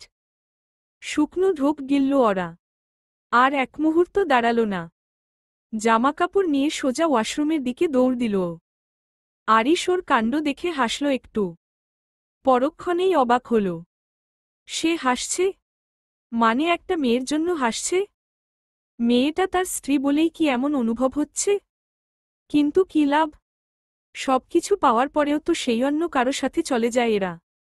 আরিশের চোয়াল শক্ত হয়ে এলো। না, অরার সাথে বেশি ভালো ব্যবহার করার দরকার নেই। নেহাত বয়সে এত ছোট বলেই এতটুকু যত্ন করল। কিন্তু এরপর তাও করা যাবে না। মহা ভুল করে ফেলেছে আজ। মলম কিনে দিয়েছে এটাই ঠিক আছে, লাগিয়ে দেওয়ার কি দরকার ছিল? সকাল সকাল কলিং বেলের শব্দে কিছুটা অবাক হলেন রোকসানা। মাত্রই তো সোলাইমান অফিসে গেলেন, নয়নাও স্কুলে গিয়েছে। তাহলে এই সময় কে এলো বাসায়? হাতের কাজ রেখে দরজা খুলে দিতে এগোলেন তিনি। তোমরা এত সকালবেলা? ভেতরে এসো। রিনভি, রনি ও আকাশ এসেছে। ওরা সবাই অরার বন্ধু। রোকসানা মল্লিকের পেছনে পেছনে বাসার ভিতরে প্রবেশ করল সবাই। রিনভি বলল, আন্টি অরা কোথায়? আসলো কদিন ধরে, ওর সাথে যোগাযোগ করতে পারছি না। রনি কাল কল দিল, কিন্তু কোনো কথা না বলেই কল কেটে দিয়েছিল অরা। পরে আর কল ঢোকেনি, ফোন অফ। রোকসানা কিছুটা অপ্রস্তুত হলেন। আরিশ এত তাড়াহুড়ো করে বিয়েটা করল, কাউকে বলতেও পারেনি অরা। ওয়ালাইকুমুস সালাম। অরার বিয়ে হয়ে গেছে রিনভি। শ্বশুর বাড়ি আছে, স্বাভাবিকভাবেই ব্যস্ত এখন। না, এটা হতে পারে না। আচমকা আকাশের এমন আচরণে অবাক হলেন রোকসানা মল্লিক। রিনভি আকাশের হাত ধরে কিছু একটা ইশারা করল। রনি বলল, কি আর করবি আকাশ? আমাদের বন্ধু সত্যি বিয়ে করে নিয়েছে। তাও না বলেই। রোকসানা বললেন, সময় সুযোগ ছিল না বলেই তোমাদের ইনভাইট করতে পারেনি ওরা। প্লিজ কিছু মনে করো না। তোমরা বসো, আমি নাস্তা নিয়ে আসছি। না আন্টি, আমরা খেয়ে এসেছি। অরার খোঁজ নিতে এলাম শুধু। এখন উঠছি।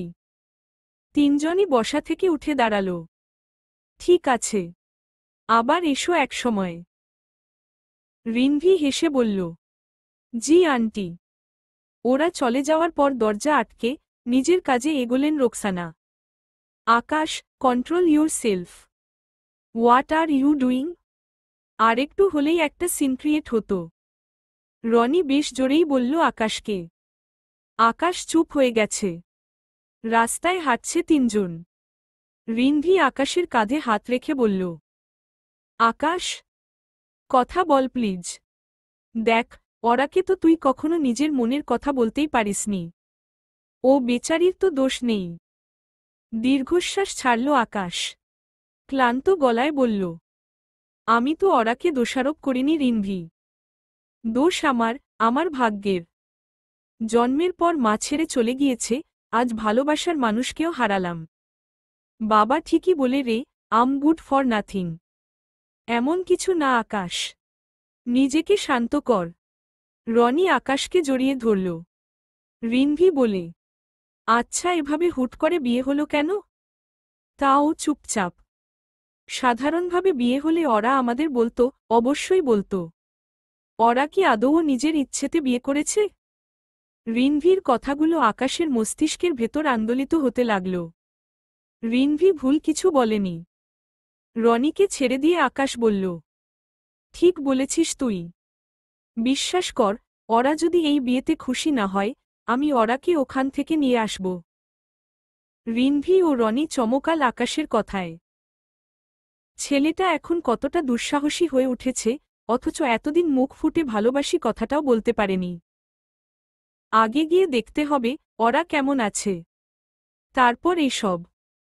কিন্তু সবকিছু জেনে শুনে বুঝে তারপর। ওকে আকাশ, ওকে। রিনভির কথায় সহমত দিল রনি ও আকাশ। দুপুরের সময় কিছুটা ধুলো জমে আছে ফুটপাতে, আর সড়কগুলোতে যানবাহন চললেও সংখ্যা কম। সড়কের ধারে কিছু দোকানপাটের শাটার অর্ধেক উঠানো। রাস্তায় গাড়ির হর্নের শব্দ আর কখনো কখনো সাইকেলের চাকার সাই সাই আওয়াজ শোনা যাচ্ছে। বসার ঘরে সোফায় বসে আছে ওরা। টিভি চলছে। তামান্না দুপুরের রান্না করতে ব্যস্ত। ওরা বিরক্ত হচ্ছে। টিভি দেখতেও ভালো লাগছে না। রান্নাঘরের দিকে এগোল সে। কিছু লাগবে ভাবি? তামান্না হেসে জিজ্ঞেস করল। ওরা রান্নাঘরের সবকিছু দেখতে দেখতে বলে, না, এমনি এলাম। ভালো লাগছিল না। আমার সাথে কথা বলুন তাহলে। আমার রান্না প্রায় শেষের দিকে। আমি আসার আগে এই বাড়িতে সারাদিন তুমি একা থাকতে? ওরা কৌতূহল নিয়ে শুধালো। তামান্না চুলো থেকে তরকারি নামিয়ে রেখে বলল, না, জলিল ভাই ছিল আর জয়নাল চাচা। তাহলে উনারা এখন নেই কেন? জয়নাল চাচার শরীর খারাপ একটু। তাছাড়া কিছু কাজ থাকায় গ্রামে গিয়েছেন। আর জলিল ভাই? তামান্না চুপ করে গেল। মুখটাও কেমন মলিন হয়ে গেছে। ওরা বুঝতে পারছে না কিছু। কি হয়েছে উনার? উনাকে আরিশ ভাইয়া অন্য কাজ দিয়েছেন। ওরার হঠাৎ প্রথম দিনের কথা মনে পড়ল। জলিল? হ্যাঁ, উনি রুমে এসেছিলেন খাবার দিতে। তারপর তার জন্য ওরার ওপর রাগারাগি করেছিল আরিশ। তাহলে কি ওরার জন্যই জলিলের এই বাড়িতে থাকা হলো না? ওরার মেজাজ খারাপ লাগছে। একটা মানুষ এতটা টক্সিক হয় কিভাবে? মাঝে মধ্যে তো মনে হয় লোকটার মাথায় সমস্যা আছে। ও আচ্ছা। তামান্না সব খাবার বাটিতে রেখে ডাইনিং টেবিলের দিকে এগোল। ওরাও তামান্নার সাথে ডাইনিং টেবিলের কাছে এসে দাঁড়িয়েছে। রান্না তো শেষ। আপনি গোসল করে নিন। খাবার খেয়ে ঔষধ খেতে হবে তো। জুতো মেরে গরু দান। অস্পষ্ট স্বরে কথাটা বলল ওরা। তামান্না ঠিক শুনতে পায়নি। কিছু বললেন ভাবি? কিছু না গো। আমি গোসল করব না এখন। সকালে। ওরা চুপ করে গেল। তামান্না মুচকি মুচকি হাসছে। নিজের বোকামি দেখে ওরা নির্বাক। কি বলে ফেলত? ঠিক আছে, তাহলে খেতে দিয়ে দিচ্ছি ভাবি। হুম। ওরা চুপচাপ খেতে বসে। তামান্নার সাথে আপাতত আর কথা বলা যাবে না। দুপুরের খাবার শেষে ধীর পায়ে নিজের কেবিনে ঢুকল আরিশ। অফিসের একঘেয়ে ব্যস্ততা শেষে কিছুটা একা সময় কাটাতে এমন নীরব কেবিনটাই যেন তার নির্ভরতার জায়গা। পরনে কালো রঙের ফিটেড শার্ট, নিখুঁতভাবে পরা ফর্মাল প্যান্ট, পকেট থেকে মোবাইল বের করার সময় ঝুলে থাকা হাতঘড়ির টিকটিক শব্দ শোনা যাচ্ছিল যেন। চুলগুলো এলোমেলোভাবে কপাল ছুঁয়ে আছে, চোখে হালকা শেডের সানগ্লাস, যেন সূর্যের আলো নয়, মানুষের দৃষ্টিকে আড়াল করতেই তার এই বর্ম। চেয়ারে বসেই সামনে রাখা কিছু গুরুত্বপূর্ণ ফাইল উল্টাতে শুরু করল সে। চোখ ছিল কাগজে, কিন্তু মন যেন অন্য কোথাও। হঠাৎ ফোনটা বেজে উঠতেই বিরক্ত ভঙ্গিতে কপাল কুঁচকে তাকালো স্ক্রিনের দিকে। পরিচিত নামটা দেখেই খানিক থমকে গেল, চাচি কল করেছেন। এক মুহূর্ত থেমে, গভীর নিঃশ্বাস নিয়ে কলটা রিসিভ করল আরিশ। হ্যালো কাকি, কেমন আছেন? আরিশের গলা শুনে মুচকি হাসলেন তাসলিমা খাতুন। সাবিহা মায়ের পাশেই বসে আছে। তালহা খাওয়া শেষে একটু বেরোল। আল্লাহর রহমতে ভালো আছি, তুই কেমন আছিস? আমি সব সময় ভালো থাকি কাকি। তা জানি, কেমন থাকিস? কিছু বলবেন? হঠাৎ কল দিলেন? হ্যাঁ। তালহার তো মাস্টার্স শেষ হলো কবেই। এবার তো একটা কাজকর্ম করতে হবে ওকে। আর কতদিন বসে বসে খাবে? আরিশ বসা থেকে উঠে দাঁড়াল। রুম জুড়ে ধীর পায়ে হাঁটতে লাগল। ঢাকায় পাঠিয়ে দিন তালহাকে। কোম্পানির হাল ধরুক। শিখতে হবে তো। তাসলিমার ঠোঁটের কোণে হাসি ফুটল। এ যেন জল না চাইতেন বৃষ্টি। আমিও তাই ভাবছিলাম আরিশ। আমরা সবাই ঢাকা চলে যাব। কি বলিস? ঠিক আছে, চলে আসুন। আচ্ছা বাবা, রাখছি। আরিশ আর কিছু না বলে কল কেটে দেওয়াতে কিছুটা অসন্তুষ্ট হলেন তাসলিমা খাতুন। সাবিহা আগ্রহ নিয়ে শুধাল। কি বলল আরিশ? চোখ পাকালেন তাসলিমা। বললেন, আরিশ ভাইয়া বল, আমরা আগামীকাল ঢাকায় যাচ্ছি। ওখানে গিয়ে আরিশের সাথে বুঝে শুনে কথা বলিস। জানিসই তো, মাথার তার ছিঁড়া ওর। সাবিহা কিছু না বলে মুখ ঘুরিয়ে বসল। তার বিরক্ত লাগছে। তবে আগামীকাল ঢাকা যাচ্ছে, এটা শুনে বেশ আনন্দও লাগছে। আর মাত্র একটা রাত। তারপর আরিশকে দেখতে পাবে সে। তোমার মা কল দিয়েছেন। আকস্মাৎ আরিশের আগমনে হকচকিয়ে গেল ওরা। ড্রেসিং টেবিলের সামনে বসেছিল সে। কদিন ধরে ঠিকমতো আয়নাও দেখা হয় না। সেজন্য চেহারার হাল দেখার জন্য আয়নার সামনে বসেছিল মেয়েটা। কিন্তু আরিশ আজ এত জলদি বাসায় ফিরবে বুঝতে পারেনি। কথা বলুন। ইচ্ছে করছে না, হামিংবার্ড। ওরা কি বলবে বুঝতে পারছে না। মানুষ এমন হয় কিভাবে? গতকাল থেকে কল করে যাচ্ছেন রোকসানা, অথচ আরিশ কলও রিসিভ করছে না। মাঝে মধ্যে ইচ্ছে না থাকা সত্ত্বেও অনেক কাজ করতে হয়। আরিশ গভীর দৃষ্টিতে তাকালো ওরার দিকে। কিছুক্ষণ চুপ করে থেকে বলল, তুমি তো খুব ভালো কথা বলতে পারো। ম্লান হাসল ওরা। আরিশ কল ব্যাক করল। রিং হওয়ার সাথে সাথে কল রিসিভ করলেন রোকসানা। হ্যালো, আরিশ। জি, বলুন। দীর্ঘশ্বাস ছাড়লেন ওরার মা। আরিশের আচরণ খারাপ লাগে উনার। কিন্তু কিছু করার নেই। আরিশ এখন আমি তোমার শাশুড়িও বটে, কেবল খালাম্নি নই। একটু হলেও বিহেভিয়ার চেঞ্জ করো। প্রয়োজন বোধ করছি না। ওই মহিলার বোন আপনি, এটাই আপনার একমাত্র পরিচয়। তাহলে ওরাও তো আমার মেয়ে। She is my wife now. Whose daughter or sister she is does not matter anymore. কি বলার জন্য কল করেছিলেন সেটা বলুন প্লিজ। সোলাইমান মল্লিক স্নেহভরে রোকসানার কাঁধে হাত রাখলেন। চোখের পাতায় ভরসার ছায়া টেনে ইশারায় বোঝালেন, সব ঠিক হয়ে যাবে। রোকসানা দীর্ঘশ্বাস ফেললেন, একটা ভার যেন বুক চিরে বেরিয়ে এল। তোমাদের বিয়ের 3 দিন হয়ে গেছে। আগামীকাল ওরাকে নিয়ে এসো একবার, দেখা করে যাবে। কি দরকার?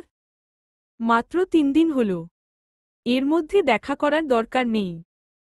আরিশের কথোপকথন শুনে অরার ভীষণ কষ্ট হচ্ছে। লোকটা মায়ের সাথে এভাবে কেন কথা বলছে? ঠিক আছে, যেদিন তোমার ইচ্ছে হবে সেদিনই এসো। আমি জানি তুমি আসবে আরিশ। বাই। কি হলো? আসবে না বলল? স্বামীর প্রশ্নের জবাবে কি বলবেন রোকসানা? রোকসানা কিছুক্ষণ চুপ করে রইলেন। চোখ নামিয়ে নিঃশ্বাস নিলেন ধীরে। তারপর স্বামীর দিকে তাকিয়ে নরম অথচ দৃঢ় কণ্ঠে বললেন, ছেলেটা জেদি, ঠিক আছে। কিন্তু আমার বিশ্বাস, ভালোবাসা আর ধৈর্য থাকলে সবচেয়ে একগুঁয়ে মানুষটাকেও বদলানো যায়। ওরা পারবে। ও যদি ওর ভেতরের মানুষটাকে ছুঁতে পারে। মৃদু হাসলেন সোলাইমান। তাই যেন হয় রোকসানা। ঘুমাও তুমি, আমিও ঘুমাচ্ছি।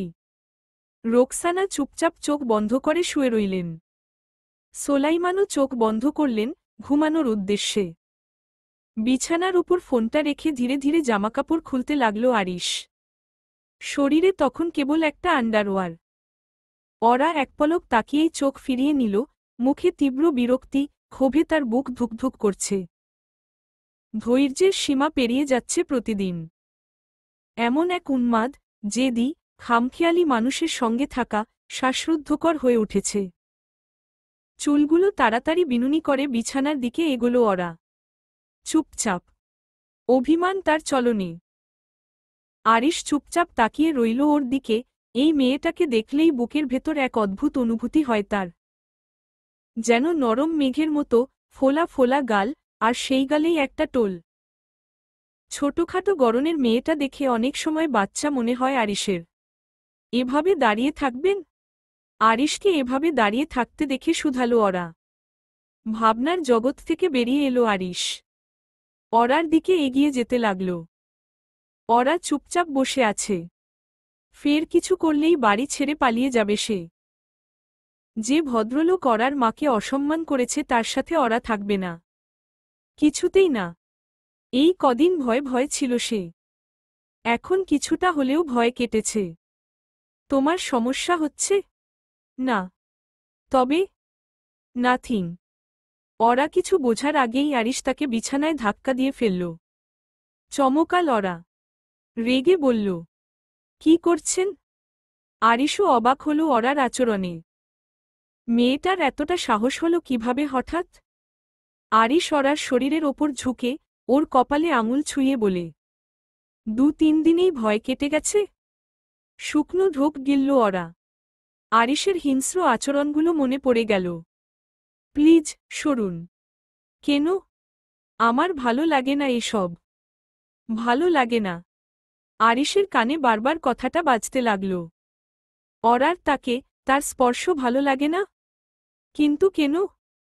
ওরা যেন আরিশের সাথে থাকে, সেজন্যই তো এতটা আদর করে সে। যদি কখনো ওরা তাকে অক্ষম বলে চলে যায়, সেই শঙ্কা থেকেই আরিশের এত পাগলামি। সত্যি ভালো লাগে না? নাকি অন্য কেউ আছে? আচমকাই আরিশের চোখ রক্তবর্ণ ধারণ করল। ওরা বেশ বুঝতে পারছে, আরিশ আবারও হিংস্রতা প্রকাশের মাধ্যম হিসেবে তার শরীরটাই বেছে নিবে। কেউ নেই, আপনি ছাড়া। ওরার কথায় থমকে গেল আরিশ। ওরার 2 গালে হাত রাখল সে। মুহূর্তেই শান্ত হয়ে গেছে সে। সত্যি তো? 3 সত্যি। মুচকি হাসল আরিশ। ওরার কপালে কিস করল একটা। ওরার চোখ ছলছল করে উঠল। আরিশ যদি সবসময় এমন থাকত, তবে কতই না ভালো হতো। শাওয়ার নিয়ে আসি। তুমি এভাবেই থেকো। এভাবে শুয়ে? হ্যাঁ। ওরা মাথা নেড়ে সম্মতি দেয়। আরিশ ওয়াশরুমের দিকে এগোল। বিয়ের পর এই প্রথম আরিশকে সুস্থ, স্বাভাবিক মানুষ মনে হল ওরার। একেবারে শান্ত, কেয়ারিং একটা মানুষ। ওরা ভেবে পায় না আরিশের এমন হুটহাট বদলে যাওয়ার কারণ কি। লম্বা নিঃশ্বাস ফেলে নিজেকে বোঝাতে লাগল সে। আরিশকে মেনে নেওয়ার চেষ্টা করবে, হয়তো একসাথে থাকতে থাকতে সবকিছু ঠিক হয়ে যাবে। মা হয়তো ঠিকই বলেন, ছোট থেকে একা থেকে মায়ের থেকে অবহেলা পেয়েই আরিশ এমন হয়ে গেছে।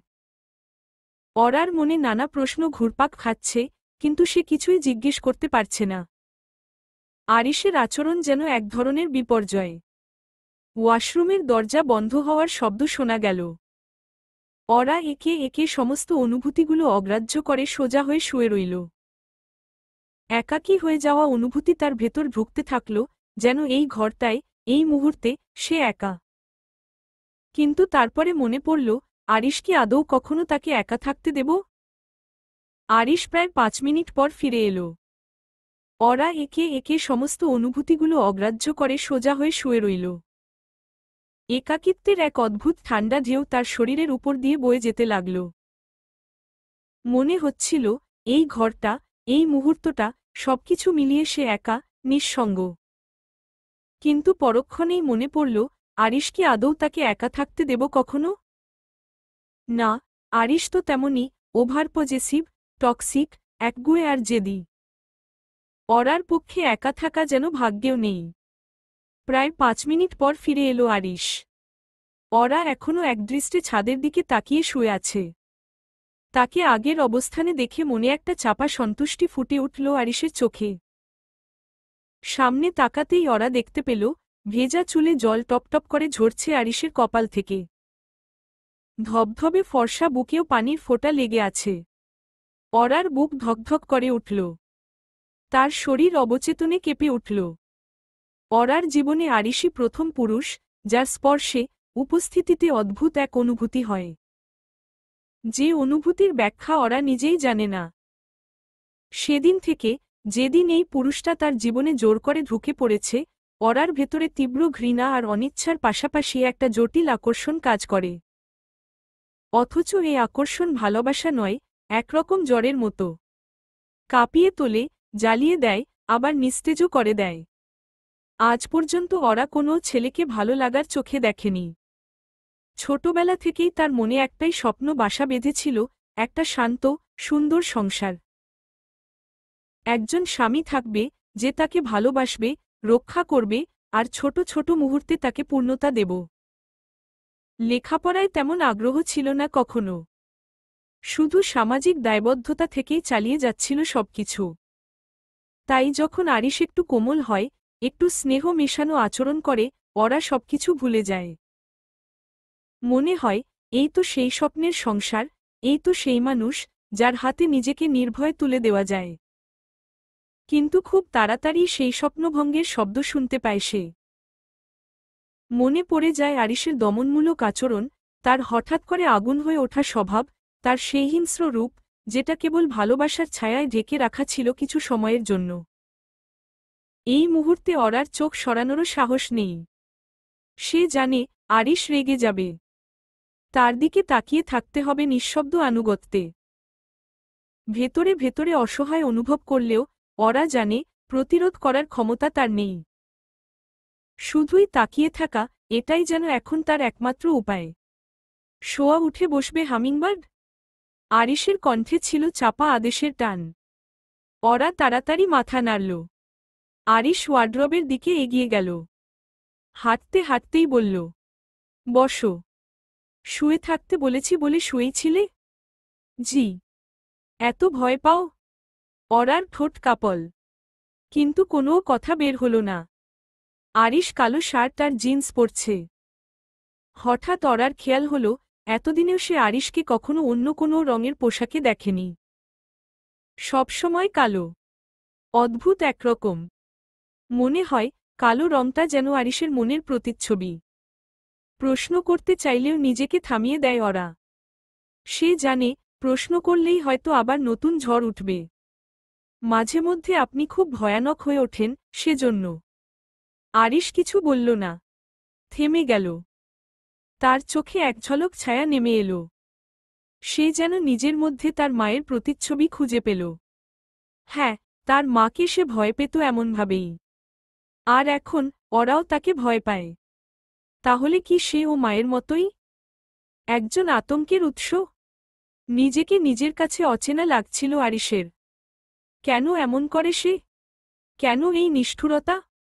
অরার মুখে শাস্তির ছায়া দেখতে তার বুকটা কেমন কেঁপে উঠল। অরার পাশে এসে বসল আরিশ। অরা ভয় আর অস্বস্তিতে থরথর করে কাঁপছে। আরিশ ওর কোমরে হাত রাখতেই চমকে উঠল সে। অতঃপর খুব ধীরে, খুব যত্নে, যেন ভাঙা কাচের টুকরো ছুঁয়ে দেখছে, ওকে তুলে নিল নিজের কোলে। দুপাশে পা ছড়িয়ে আরিশের কোলে বসে আছে অরা। সারা শরীরে একরকম নিঃশব্দ কম্পন ছড়িয়ে আছে। বুকের ভেতরটা অজানা আশঙ্কায় ঠাস হয়ে আছে তার। আরিশের শরীরের তাপমাত্রা গায়ে লাগছে অরার। বুকের ধুকধুকানিটা যেন গলার কাছে এসে আটকে গেছে। মাথা নিচু করে বসে আছে সে। লজ্জা, ভয়, অপমান সবকিছু একসাথে জমাট বেঁধে আছে ওর চোখের কোণায়। Look at me, hummingbird. আরিশের কণ্ঠটা ছিল কোমল, কিন্তু নির্দেশময়। অরার হাত পা কাঁপছে। ধীরে ধীরে মুখ তুলে তাকাল সে। চোখ মেলতেই দুটি চোখের ভেতরে এক ধরনের দাহ, অপরাধবোধ আর অধিকার মিলেমিশে আছে দেখতে পেল। সে মুহূর্তে অরা আর কিছু ভাবতে পারছিল না, শুধু অনুভব করছিল, এই পুরুষটা তার ভয়, আবার এই পুরুষটাই তার একমাত্র আশ্রয়। আমি জানি, আমার আচরণে তুমি কষ্ট পাও, ভয়ও পাও। আম সরি হামিংবার্ড। তোমার মুখে আমার পুরুষসত্তা নিয়ে প্রশ্ন শুনে জেদের বসে তোমাকে বিয়ে করেছিলাম ঠিকই, কিন্তু তোমাকে কষ্ট দেওয়ার মনোভাব কখনোই ছিল না আমার। আসলো, আমার রাগটা একটু বেশিই হয়। আর রাগের মাথায় সবকিছু গুলিয়ে ফেলি। যা বলা উচিত নয় সেটাই বলে ফেলি। যা করা উচিত নয় সেটাই করে বসি। অরা কিছু বলে না। চুপচাপ তাকিয়ে থাকে কেবল এক দৃষ্টিতে। যেন চোখ দিয়ে সব কথা বলে দিতে চায়, অথচ ঠোঁট পর্যন্ত এসে কোনো শব্দ পৌঁছাতে পারে না। আরিশের যত কথাই হোক, তার ভয়টা যেন জমাট বেঁধে গেছে বুকের একদম গভীরে। আরিশ আবারও বলল, গলার স্বরটা খানিকটা নরম। আমি চাই না কেউ আমাকে ভয় পাক। আমি চাই না তুমিও পাও। কিন্তু সত্যি বলতে, সবাই আমাকে ভয় পায়। হয়তো আমার সেই রুক্ষ, উগ্র আচরণটাই তাদের ভয় পাইয়ে দেয়।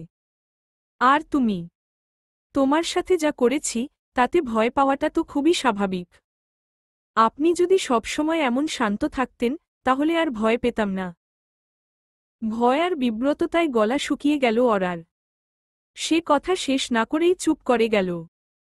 না চাইলেও মুখ ফসকে ভাইয়া বলে ফেলার মতো অবস্থা। নিজের ওপরই রাগ হচ্ছিল।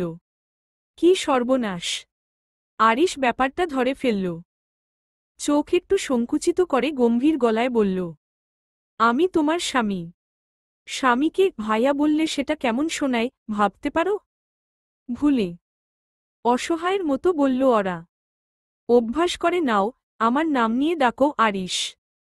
অথবা চাইলে অন্য কিছু ডাকনাম দাও। কিন্তু ভাইয়া? No, never. অরা মাথা নিচু করে চুপচাপ সায় দেয়। ভয়, লজ্জা আর একটু অস্বস্তি নিয়ে আরিশের দিকে তাকিয়ে বলে, আচ্ছা, এখন আমার খিদে পেয়েছে। আরিশ মুচকি হেসে অরার হাত দুটো নিজের কাঁধে রাখে। হঠাৎ স্পর্শে কেঁপে ওঠে অরা, চোখ বড় বড় করে তাকিয়ে থাকে তার দিকে। চলো, খেতে যাই। এভাবে কোলে বসেই যাব? অরার জিজ্ঞাসা এতটাই সরল আর বিস্ময় ভরা যে, হঠাৎ করে হেসে ওঠে আরিশ। কেমন যেন অদ্ভুত সেই হাসি। অরা ভ্রু কুঁচকে চায় তার দিকে, এত হাসার কি হল? আরিশ একটু ঝুঁকে গলায় চাপা স্বরে বলে, তুমি চাইলে এভাবেই কোলে করে নিচে যেতে পারো। কোনো সমস্যা নেই আমার। কারণ ভালোবাসায় আমি বিশ্বাস করি না, hummingbird. In my opinion, money and physical relationships are everything in life. আমার কাছে এই দুটোই এনাফ। অরা স্তব্ধ। কিছু বলার মতো শব্দ খুঁজে পায় না। ছেলেটা কি ভয়ঙ্কর ঠোটকাটা! যেন কিছুই লুকোবার নেই তার জীবনে, লজ্জা কিংবা অনুভব, সবকিছু বাদ রেখেই চলে। আরিশের কথাগুলো তীব্র আঘাতের মতো বাজে অরার বুকের মধ্যে। ভালোবাসা যদি তার কাছে মূল্যহীন হয়, তবে এই সম্পর্কের ভিত্তিটা কি?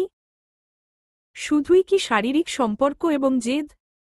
আরিশের কাছে ভালোবাসা আসলো একটা অবাস্তব, মিথ্যে কিছু। যার জীবনে একমাত্র মাই ভালোবাসা দেখায়নি, তার পক্ষে তো অন্য কোনো সম্পর্কে ভালোবাসা আশা করাটাই বোকামি। মা ফেলে রেখে যাওয়ার পর বাবার সাথে থেকেছে সে, আর বাবা মারা যাওয়ার পর থেকেই শিখে এসেছে ভালোবাসা বললে মানুষ শুধু সুবিধা বোঝে, দরকার ফুরালে ফেলে দেয়। তাই সে আর কোনো সম্পর্কে আবেগ রাখে না কোনো আশা। তোমার মুখটা এমন থমথমে কেন? এতক্ষণ তো ঠিকই ছিলে। খেতে যাবে বললে তো? আরিশ মৃদু স্বরে বলে। ওরা নিচু গলায় বলল, আপনি এমন কথা বলেন কেন? ভালোবাসায় বিশ্বাস করেন না, এমন কথা শুনে কেমন লাগবে একজন মেয়ের? আরিশ কাঁধ ঝাঁকায়, যেন ওর কোনো দায় নেই, কোনো অনুভূতি নেই। আমি তো তোমায় সত্যিটা বললাম, হামিংবার্ড। আমি যা তাই। আমার ভেতর ভালোবাসা নেই, আছে শুধু প্রয়োজন। তবে আমাদের মধ্যে ভালোবাসা না থাকলেও সবকিছুর পরও you are only mine, my wife. এই সত্যি মেনেই আজীবন কাটাতে হবে তোমাকে। অরার মুখটা আরও ফ্যাকাশে হয়ে গেল। বুকের ভেতর জমে থাকা অস্পষ্ট ইচ্ছেগুলো একে একে ঝরে পড়ে। সে চুপ করে যায়, কিন্তু ভেতরে ভেতরে আশা করে একদিন আরিশ বদলাবে। আরিশ হঠাৎ কোমর থেকে হাত সরিয়ে বলল, চলো নিচে যাই। আমি নিজে হাঁটব। ধীরে বলল ওরা। আরিশ কিছু না বলে ওকে নিচে নামিয়ে দিল। মেয়েটা ধীরে ধীরে দরজার দিকে এগিয়ে যাচ্ছে। পেছনে দাঁড়িয়ে আরিশ ওর হাঁটার ছন্দ দেখছে। ছোট্ট গুটি গুটি পায়ে হেঁটে যাচ্ছে একটা মেয়ে, যে তার সব ভয় বুকের মধ্যে চেপে রাখে। আরিশ ওর পেছনে পেছনে হাঁটতে হাঁটতে মনে মনে ভাবে, বয়সে ছোট একটা মেয়েকে বিয়ে করে, এভাবে জোরাজোরি করা মোটেও ঠিক হয়নি তার। দুপুরবেলা তালহা, সাবিহা ও তাসলিমা খাতুন বাস থেকে নেমেছে।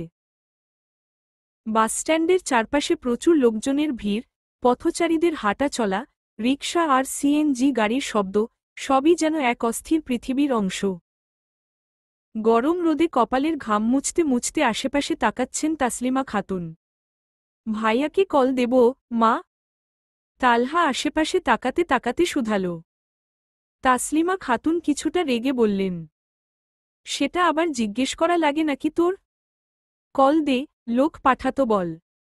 এই রোদের মধ্যে কতকাল দাঁড়িয়ে থাকব আমরা? সাবিহা শহরের গাড়িঘোড়া, দালান কোঠা দেখতে ব্যস্ত। জীবনে প্রথমবার ঢাকা এসেছে সে। সবকিছুই অন্যরকম লাগছে।